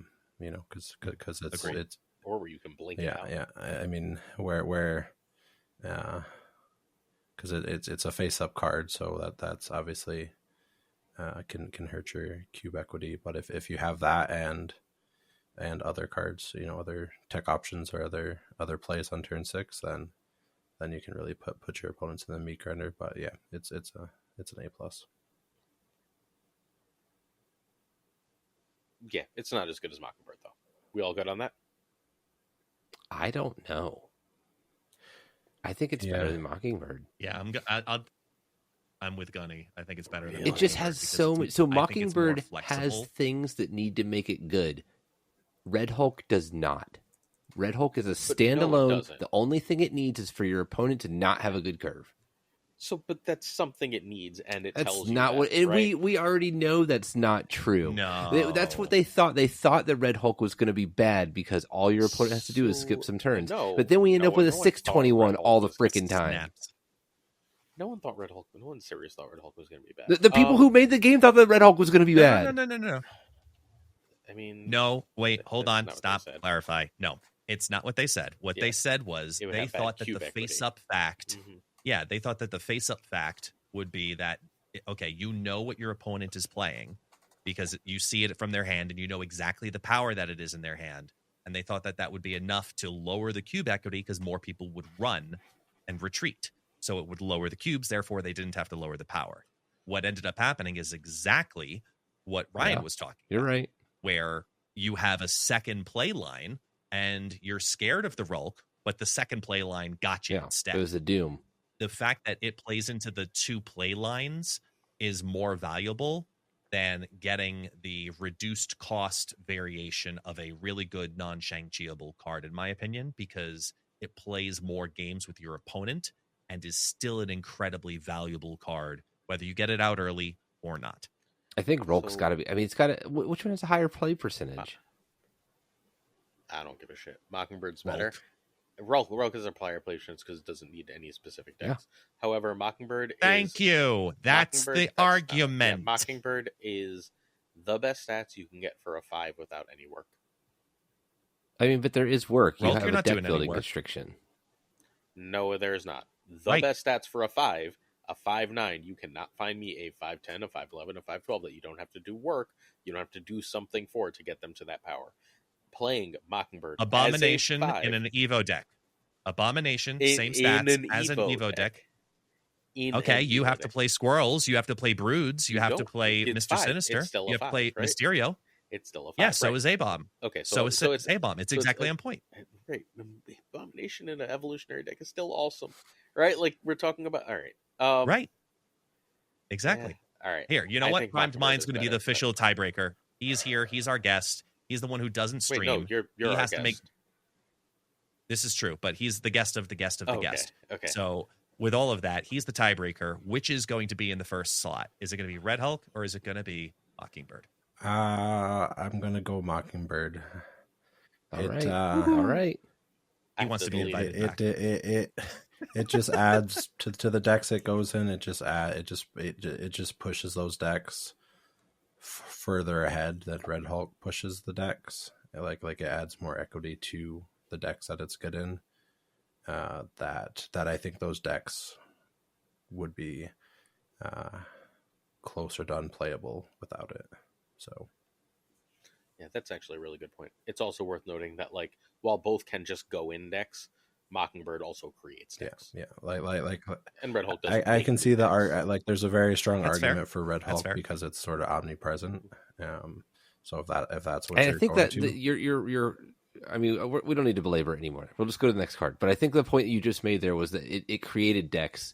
Doesn't make it a better card. I think the Red Hulk being able to go into anything makes it the better card. yeah, there's a strong argument for that. I think I view it as like, what equity does this card add to its decks, and Mockingbird adds. I think it adds the most. U.S. Agent. I don't know how to tough. quantify this card. I haven't played with it, but How is this not in the A range? it's so good. Well, here's the thing. Like, it's a good card. It took a little work, and it's difficult because I don't think we have the right stats out there about U.S. Agent because of how difficult it was to get U.S. Agent with that whole mishap with only top T's and the players are caches playing and all US that. Agent. That's fair. And that's exactly my point. U.S. Agent stats, in my opinion, are actually inflated because whales and top players are the only people who actually invested into it because it was a higher concentration of players that were going to spend tokens on it or waited the X amount of days to evaluate differently. I think there's numbers going out about U.S. Agent. I think it's a good card. I think it presents really good stats. I think that they're just inflated. But I'm still going to give U.S. Agent a very solid B+. I think that it's a very good card. I'm going A-. But the second it gets into the hand of the rest of the public, I think it drops down. I mean, okay. So like our B pluses are Proxima and Beta Ray, and our A minus is Corvus. I don't think it's as good as Corvus, but I think it's significantly better than Beta Ray and Proxima. Like, part of my argument here is it can just destroy Iron Man decks all alone. And, like, those Tribunal Iron Man decks are a meta thing, right? And if they're not doing, like, the whole combo, you just take them down to, like, 20 power in a lane by just dropping that in the lane. Outside of all the other good things it does. I got a question. Outside of all the other things it does. It's like, it's a tech card for that one deck that if you don't have a tech card for, auto wins. Guest, how often, you I think you out of us, you play the most. How often are you seeing U.S. Agent played against you? Maybe 1 in 10, 1 in 12. Right. I'm wondering if what you were talking about before, once more people get their hands on this thing, if it will become more annoying. Like if the stocks of it almost go up just because now you're having to deal with it so much. I think once it comes back in spotlights and more people get access to it, it'll actually become a problem because the stats are going to go all over the place and everybody and their sister's going to run it, and the play rate is going to drop down, getting that card nerfed back to its original state, not the win rate, but the fact that but the higher concentration of higher collection level or higher experience or higher competition players, that's a higher concentration of who has this card versus other cards that released either that month or even in the last several months. I think that skews the data tremendously, and give it time as more people gain access to the card, it's going to be all over the place. I think it's a very good card. Don't get me wrong. You know, I put it in that argument, you know, personally as Proxima Midnight. It's in that conversation because it's a very good card for the thing that it does. Yeah, I just had to trust you on it. Specifically, you said B plus, right? Yeah, I personally said B plus. Yeah. I was thinking A minus, but I'm gonna have to defer. I haven't seen it enough. I play the living shit out of the card. It's in like half my decks easily. Yeah, right. Like, it's the only card I don't own. Like in the whole game. Like I just and why I just is missed that? it. It was terrible. I just missed it. I just missed it. No, I buy everything. Like I just missed it that week for whatever. I think it had a whatever issue when it came out, and I just didn't pick it up. And it wasn't. It wasn't a big. Yeah. There wasn't like a rush to it, and then I've been more interested to. I just haven't seen a deck where, you know, I mean, it's been in Loki decks, it's been in like the ongoing decks, and I don't like any of those personally, so I just haven't put it in. I see it a reasonable amount. I think. I mean, but just in theory, it's like a strong tech card. That, I mean, it's a 2-cost tech card with very little downside. So, I mean, it's going to be a good, like super high upside, low downside. 2-cost cards, you know, and 2-cost tech cards are always very strong. So, I will defer to you guys, but yeah, either A minus or B plus is where I think it should fit. I'm at an A minus. Everyone else is at a B plus, so I guess it's a B plus. Can we at least put it ahead of Proxima? Yeah, I think it should definitely be ahead of Proxima. It's just wider played. Yeah, everyone's sleeping on this card because people like to play one card a turn. All right. Red Guardian's an A. Yes. I was gonna go A minus. What? Yeah. Why? That's because Hope Summers is better. I'd say A minus as well. So my reasoning for what it does, Red Guardian being an A minus is I like it's almost in like the high B category, but I don't think it's there, right? The replaceability of it is what I think makes it the A minus. I think it is best in slot, and if that means the next card is just slightly below it, I think its stocks go down just slightly. Like if it can be replaced reasonably, then I think its stocks go down some. But I do think it's best in slot. I don't think with the werewolf buff it can be replaced anymore. I think the werewolf buff takes it from a card. Like if I knew werewolf was going to be a 3/1, I would have been shouting for the rooftops for people to buy this card. I mean, I can see that, but it's hard, right? So that means you're now playing Red Guardian on turn 4, making sure you have priority, which probably isn't that hard to do. What's that? They played a 2-0 and a 3-1. Yeah. I'll get prio. Right? Like, and then yes, I will. Like their strategy is then werewolf. I will play a 3-5. Yeah.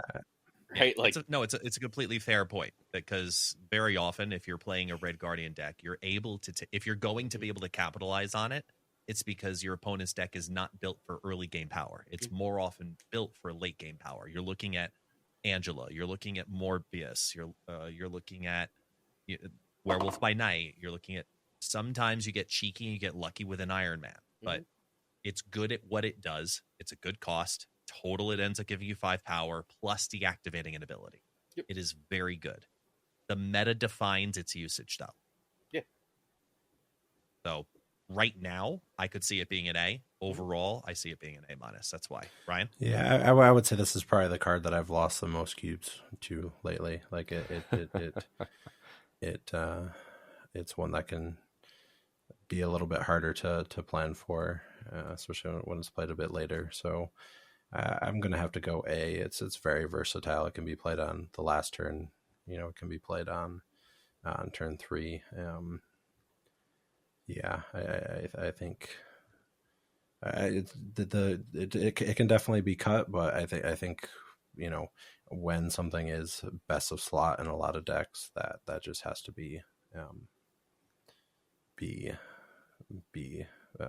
taken into consideration.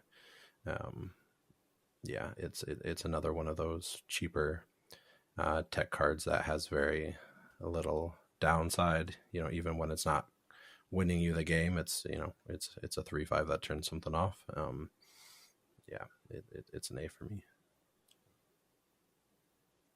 So we're at 2 A's, 2 A minuses. All right. If this looking at the A's and A minuses, if this landed to be better than Corvus, but not as good as either Hope or Cannonball, I'd be happy with that. All right, so let's put it there, and then we're going to call it, for the time being, an A minus. Cool?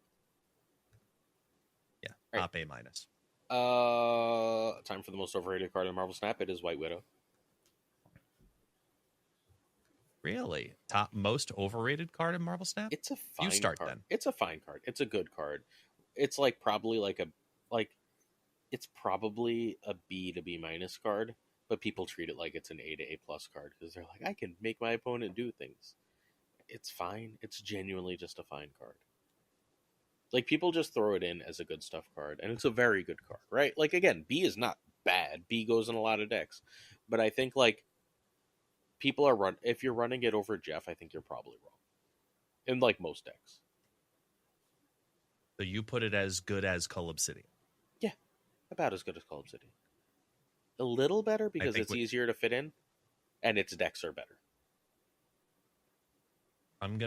I'll lean it a little higher. Not too much. Mm-hmm. I think this is if I have to choose between Red Guardian and White Widow, it's really tough.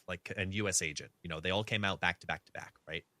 Very good cards individually, and they're small cards, and each one is very dependent on the style of deck you're playing it in, right? US Agent is ongoing or tech. Red Guardian is straight up tech, and White Widow is clogger tech. So if you're looking to activate within its archetype, and I'm looking at all three of them, I think it ends up in the same conversation as B plus A minus, because they do very similar things of being Zemo. really annoying. It's not better than Say again? Zemo. It's not a better card than Zemo. I absolutely think it is. I think it's a B plus card. Yeah, okay. Absolutely. All right, so I'm at a B. Guess is it a B plus? Ryan? Yeah, I mean, I think it's slightly overrated, and I think the stats seem to show that. which is a bit interesting. It does have a few locations that it auto wins, which is always powerful. It can throw a wrench in a few different strategies. So yeah, I mean it's I think B to B plus. It's a good card. Yeah, I think if you're choosing between Jeff and White Widow, I would play Jeff almost every time. If there wasn't a specific reason not to, but yeah, it's a solid card. It's a card. I mean, it has to be fairly high because it's one of the best. You know, I need some two cost cards. I need to fill out my curve. It can go in any deck, but I think the downside can. I mean, you know, if your opponent's easily able to get rid of the downside, then it's a 2/2, and that's not good.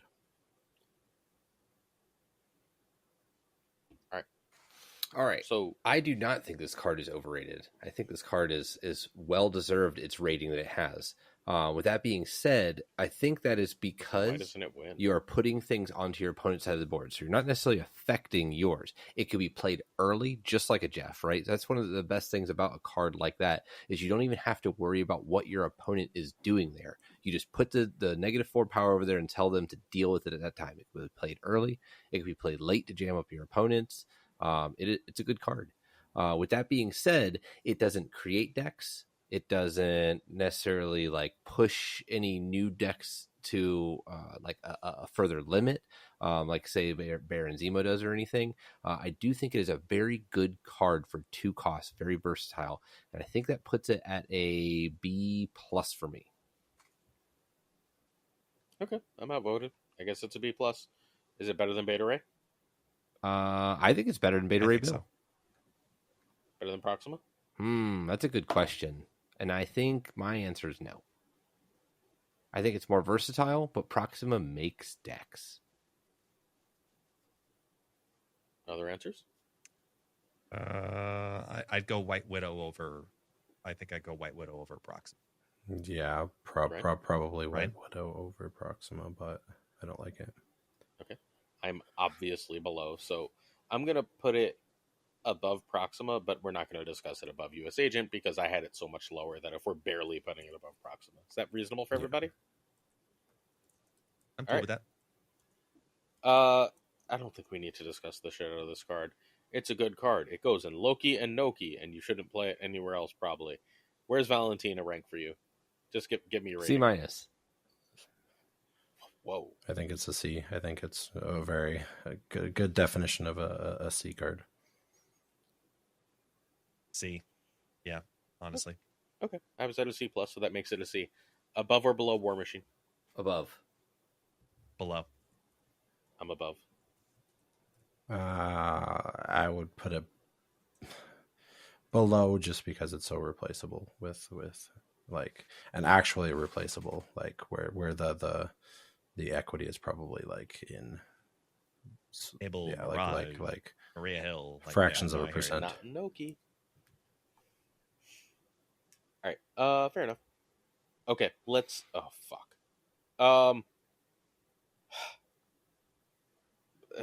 What the fuck do we do with Blink? How A is Blink? It's I'd tough. say solid A. A? Does anyone have a grade that's not an A for Blink? No, it's tough to rank It's because just it's A-. It's A, but it's A- for me. yeah, it's tough to rank So because we're we just A. lost. So let's just Leech. go through things. So is it better than Hope? Yes. No. I'm going to say yes. And it's going off of that's the Leech that we had, right? Like I haven't had enough time to play with it. I don't think it's better anymore. Actually, I'm going to go no. It's not better than Hope Summers because the change has already happened. Its best combo has been taken away. Its best combo is Jubilee, but people will learn that in a few days. Sure. All right, fine. So it's a better than Red Guardian then, yes? Yes. So Blink A, better than Red Guardian, below the other stuff. Okay. Fucking Nocturne. These cards are getting hard. Nocturne's an A, yes? A. Agreed. I go A. Ready? Nocturne's an A+. It's close. I think A+, really? It's the best in slot 3 in the game. I don't know if I agree with that. If you're the best in slot, what's better as, like, not for a specific deck, what's the better just goes and stuff? There's just tons of great 3-drops. It depends on what deck you're playing. In a general good stuff deck, what 3 is better? I don't know. Well, that's an Red Guardian? It's a good stuff deck. I don't think good stuff. Mobius? Just whatever the best cards are. Mobius is not better. Red Guardian's not better. They're just not. Okay. It's really good, but I very often find myself having the downside of the location be enough to keep it out of A+. Location change biting you in the butt the wrong way is what keeps it out of A+. All right, I can live with that. All right, I'm going to start this at the top of A then. Is it better than Cannonball? No. No. I mean, it's sort of the argument of sort of playability versus, overall power. I think it's slightly below Cannonball. Is it above Hope? Yeah. I think it's above Hope. Yeah. All right. I agree with that. I can live with that. That's fair. The fuck do we do with Sage? Sage, by our definitions, has to be an A-, right? Yeah, like it chills with Red Guardian Corvus, but it's not quite Blink, Hope, Nocturne. I mean, I think right now it's below those. I think it's on the bottom of the A-. I think it has potential now. Oh, we're gonna see. Like we've had one day to not have it leached out of our hands. I've been playing it. Everyone panicked to leech like fucking morons. You could just play Sage. I played Sage for a season already. Sage was always fine. Or for the 2 weeks, I guess, whatever it is. Week? It's only been a week. I played a lot this week. It's when I climbed. So, yeah, no. I'll give you one counter argument to why I think Sage is a B+, which is remove yourself from the multiple card style decks and look at every other deck that looks at 1 card per deck, or 1 card per turn, right? Your play style, you love multi-cards, right? That's just your style of play. So Sage is incredibly high value in those decks. Bounce decks, absolutely agreed. A lot of the major archetypes want turn 6 not to have to be coupled with another 3-cost card because of the fear of Rulk. Yeah, I often play. I think for that reason, that's why she's a B+ for me. She's like the top of B+, though. I think she's an A-. I think she's better than Corvus Glaive, but if you guys have her at B+, I'll live. I think Corvus Glaive. I think she's. I think she's better for her decks than I don't know, man. Like Corvus Glaive again to me it fits in so many different decks. There's been Sandman ramp decks. There's 3 decks. Sure. I don't know. It fits in Hela decks, it fits in Thanos decks sometimes, and it fits in occasional Apocalypse discard. Like you can argue there's different flavors of Hela, but I would counter that with I think the best Hela might not run her at all. Right, might not run him at all. It's fair. I can live with Sage at B+ or A-. I personally am at B+. Look, you guys are at B+. I'm fine with it. I honestly think it's better than Corvus. I think it's going to get better too. I don't think it's as good as Red Guardian. Yeah, I would put it whatever puts it above Corvus. Put it there. That'd be an A-. I can live with it. All right. Sage A-. Namora D. We talked about it already, so just rate it. I don't know if I'd go D. D+. C-. D+ because of the crazy high ceiling in that combo that you can get it to do. Deal. So we I'm have gonna no say D+. I'm going to put it at B-. I've had a lot of success with it. Whoa. So, someone, Darth Tater, hi Darth Tater, posted a Namora deck that I need to try that might change my score, but for now it's a D+ for me. All right, we have 26 cards rated. Ready? Yep. Hercules F+, Grandmaster D, Black Swan D, Namora D+, Kara C-, Valentina C, War Machine C, Supergiant C+, Scar B-, Meek B, Call Obsidian B, Pixie B, Zemo B, Beta Ray Bill B+, Proxima B+, White Widow B+, U.S. Agent B+, Corvus Glaive A-, Sage A-, Red Guardian A-, Blink A-, Hope Summers A, Nocturne A, Cannonball A, Red Hulk A+, and Mockingbird A+. We all good? No one is happy with that list, so that means we probably did a good job. I think it's pretty strong. That's pretty accurate. That's overall really good, though. Let's be honest here. Yeah, no, I think we're in this. We have the shape of the right list, whether everyone's happy with every card or not. And then the comments will be like, "You fucking morons!" So I'm very excited for this. Oh yeah. All right, do it like this for the commentary. Who do you lean more with more often than not in the opinions? Are you more of a Team Ryan, Team Pulse, Team Gunny, or Team Guest? I mean, there's based on what you heard. There's a giveaway on this video, so commenting whose list general arguments you agreed with most. I don't care about the whole list. There's way too much cards in this list. All I want to know is in the comments if you think Mockingbird is better or Red Hulk is better. Which one deserves the number one spot? Put it in the comments. Let me know. Yeah, but you don't get a giveaway for that, so you should choose one person. All right, variant of the week. It's Werewolf. Ryan, you get to tell us about your favorite because the other three of us agree. The comic book ones are my favorite of all of them. So when we have one of those, I gotta go with that one. You know, the Dan Hip ones, I'm very uncertain with Dan Hips. Some of them I love, some of them I don't. It's an interesting one, but you know, classic comic book. Can't go wrong there. That's a great variant. Like, you're right. The comic book ones are cool. The only reason why I personally lean towards the Dan Hip is because it makes me feel a little silly. And I kind of just like to play games and be a little silly sometimes. I think that's fair. Looks cool. Us having fun? What is that? Like, that's just such a weird concept in this community every now and then. But for me, the reason the Dan Hip gets the vote because it's a dark Dan Hip, and whenever Dan Hip does the darker styles like the Jessica Jones and the Werewolf by Night, like I really enjoy that. So those are my overall favorite, I think, variants, and this one is right up there with it. Hips for life. This is my second hip. All right. Please remember to follow It's Guest Gaming on Twitter and on YouTube and Twitch at It's Guest Gaming. Guest, if people followed your content, what would they find? They would find an incredibly tall, balding man with a beard who loves to do random voices, who loves to talk Marvel Snap, who loves to talk about food, who loves to talk about beer, who loves to talk about Disney, who loves to talk about family. Because I am just all over the place with my content when it comes to the conversation, but the constant you will find are two very specific things. You'll find Marvel Snap, and you will find people who accept you, no matter who you are. So we're going to have a good time. We're going to dance.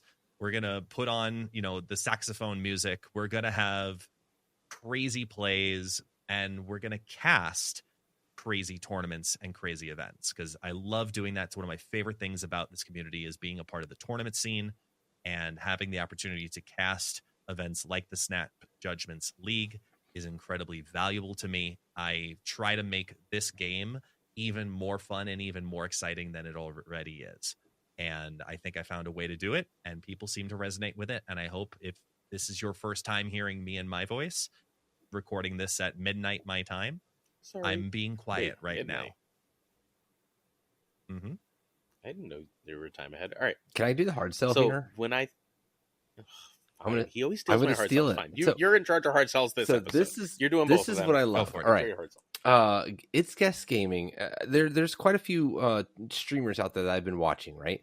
And a lot of them have really good shows on a certain day of the week. One thing I can say is Guest brings an excellent show every day he streams. It is amazing. There's so much energy there. And on top of that, I've been watching a lot of other streamers, and a lot of those there's a lot of streamers out there that do very good content in one way. You're going to go on, you're going to log on, you're going to watch Lambie. He's going to provide excellent content, but you kind of know what to expect every single day. I feel like whenever I watch It's Guest Gaming, it's a new episode every time I watch it. It's so fresh. It's so fun. The people in there are chatting. There's emojis going on. I love the epic sacks. I'm saving up for some drinky time stuff because like it's so much fun.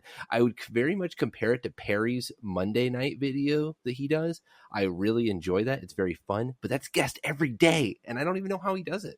He literally will do casting. And by the end, he's like chugging water because he's like, oh, I've lost my voice now. You know, I just did casting for 2 hours straight. So, and then he throws it all on you. I don't know. It is fantastic work. And then hold on. I got to say this as well. Guess you never really answered this question. How did you time travel? Because we did a little road down history lane a few weeks ago where we looked at some pictures of and some videos of guests' original YouTube videos, and somehow you look younger, yes, more fit, and just amazing now than you did then. I'm not sure how you backwards aged. Oh, that I can actually answer that one 100%. I cut off all my hair and we got out of the pandemic. When I first started streaming, it was the peak of pandemic and I was in the middle of being a disheveled mess. I looked like a disheveled mess and my very early content very much so reflected that. And as time has gone on and life has settled and I started to evolve my look and I literally shaved off all my hair on stream for an event and I've kept the short hair ever since and I absolutely love it. And now this is the new It's Guest Gaming and it will be It's Guest Gaming as this for as long as I can keep this up and going. This is what I do full time and I absolutely I can only encourage people to go check out It's Guest Gaming so much. Like just give it a shot. I was skeptical. I wouldn't say skeptical, but just like I heard of Guest Gaming, like I saw him on there. I was like, oh, I'll give this a shot, and I immediately fell in love. It was just such a good atmosphere. You got anything to add there, Glazer? Thank you. No, you're a jerk. Or those? Did I steal the words out of your mouth again? No, I have my own, but I'm saving it for because we're gonna have guests back. Okay. And I'm saving it, and you're not allowed to rip it off next time. All right. Yes, you're going to have to wait for me to be nice to you next time that we do this. Okay. All right. Tell us about both yourself and PrimedRyan, right? Yep, I'm Ryan. Like it says there, follow PrimedMind on Twitter at PrimedMind. You know, for myself, I've had a pretty crazy journey from designing collectible card games in my late teens to being a professional poker player to coming into the mindset and performance world to, you know, starting this app and working with just the most interesting people you could ever expect. And we're just so passionate about helping people become the best versions of themselves. Which just with some really small shifts, you can really change your life.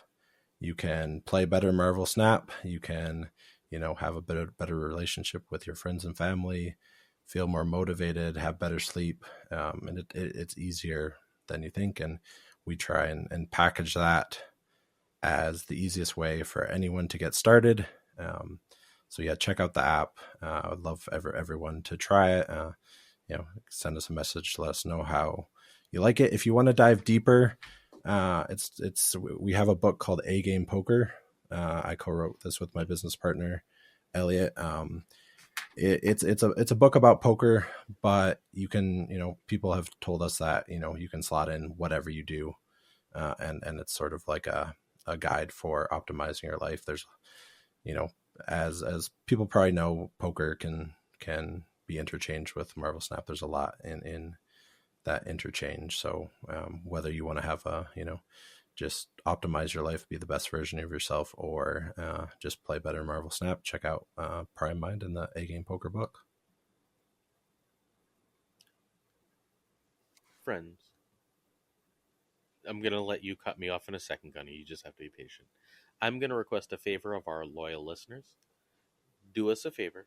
Go to your app store, whatever your app store is, whether it be Google Play, whether it be the Apple App Store. Leave PrimedMind a Prime 9 a nice review.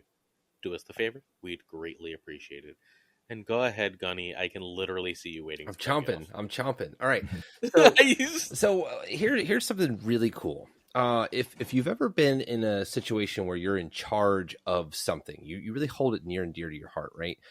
So Ryan had reached out to us and asked us if he could do a sponsorship to first sponsor the Grand Prix, and then he offered to sponsor this this season 2 of the Snap Judgments League.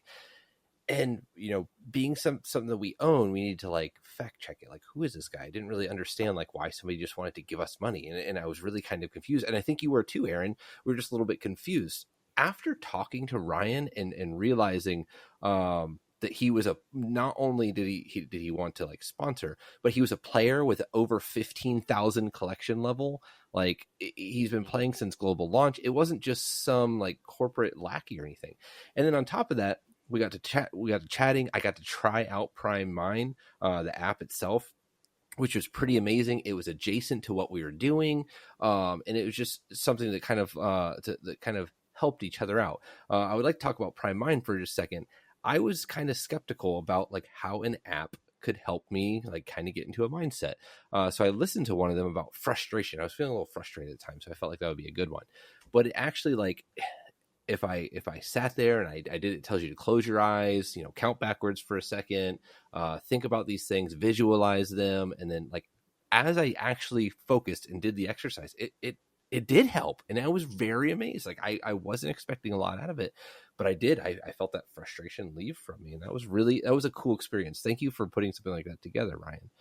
All right. So back into where this comes from. So after chatting with Ryan, and realizing he's not just a corporate shill and like, why do you want to give us this money? Because honestly, like I'm not certain that we're going to get his app in front of as many people as what did it come out to is $1,100, I believe, total sponsorship from Prime Mind, which is phenomenal.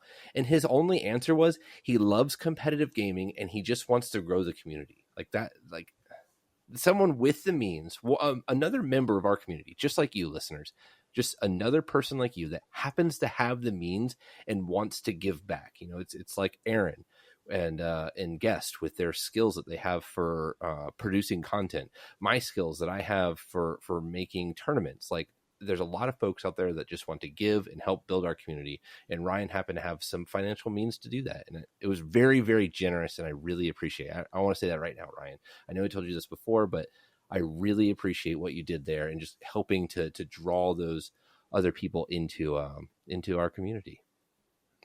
Thanks. I really appreciate that. Yeah. I just love card games and you know, competitions and just seeing how much effort you guys put into your content and into the tournaments. That like you know, when I reached out, it wasn't even like necessarily here, let's, you know, do a sponsorship. It's just like, here, I want to promote, and you guys were kind enough to add the sponsorship into that. So there wasn't even like a contract or anything. You're like, hey, if you could mention me some, like that'd be pretty cool.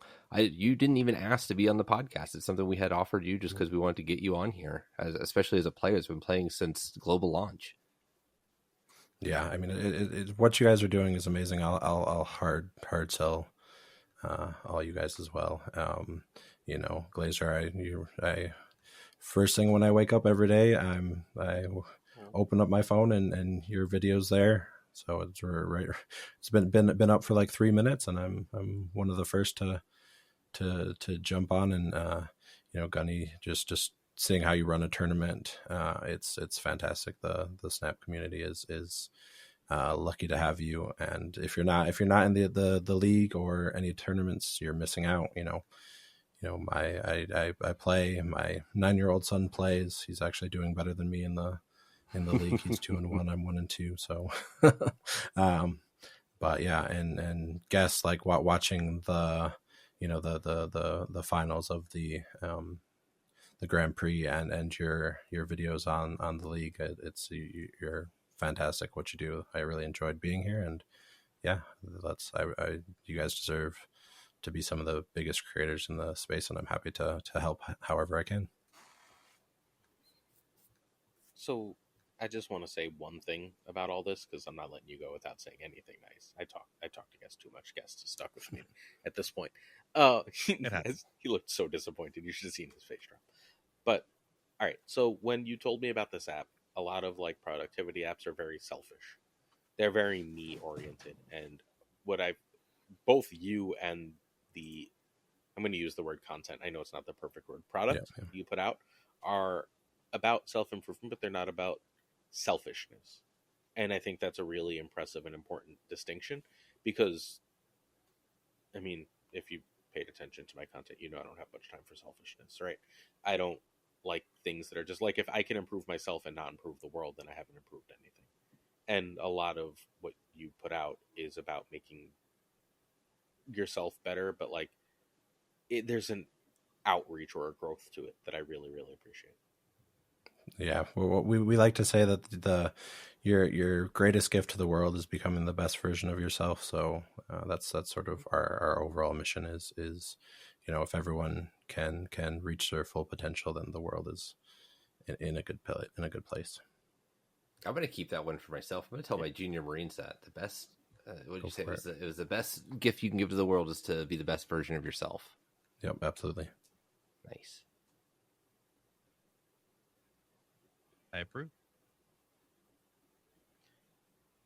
All right. We are... Oh, no, I forgot. I'm going to say a bunch of Patreon names really fast. Do it. Are we doing all of them? I think I could almost do this by memory. Wait. No. Here, I'll do it. Can I do it my way? Please. I mean, these guys help you just as much as us. These are all the thanks. I know. These are all the people in the Patreons who deserve thanks. Let's see how many breaths we can do this in. Abigail, Giselyn, Mandatory Burnout, Cables, David G, Wingwood, Direwolf, Elabay, FaThorNewman, Good Dog Gamer, This Is the Way, Inc, Jade Never Read, JD McDonald, Genio, Oi to the Bane, Catarix Lee Choir, Pyrophorus, that's a name and a half, and that's the Goat Seeker and the Demon Falcon and the Doku and the Ginger Prime and Philip Ratkovic and Haplo and Kenny Loggins, not the Kenny Loggins you're thinking of, or Kenny Rogers, but that was Roasters, but we'll go back to them, and also Rob Silverman and the BZA and X-Force V and Skippy G, and now we're just rhyming at this point, and Tommy Nyquist and the King of Bros and Black Dahlia, but not the one you're thinking of. It's the Great Kazoo. It's Jessica Gamble, Ryan Wood, Kev Shishoda, or whatever. How do you say that? Sahota. There we go. Luna Chris, not Luda, but Luna Chris, Luis Antuanez, Models, who I think we've heard of a couple of times here. Jaima Satala, I'm going to go with, and I apologize for butchering that. Brian Kaufman, Tristan H, Martin Fuzzy, Dunlock, Spectrum Mix 666. I guess we go. Ooh, this is the best name so far.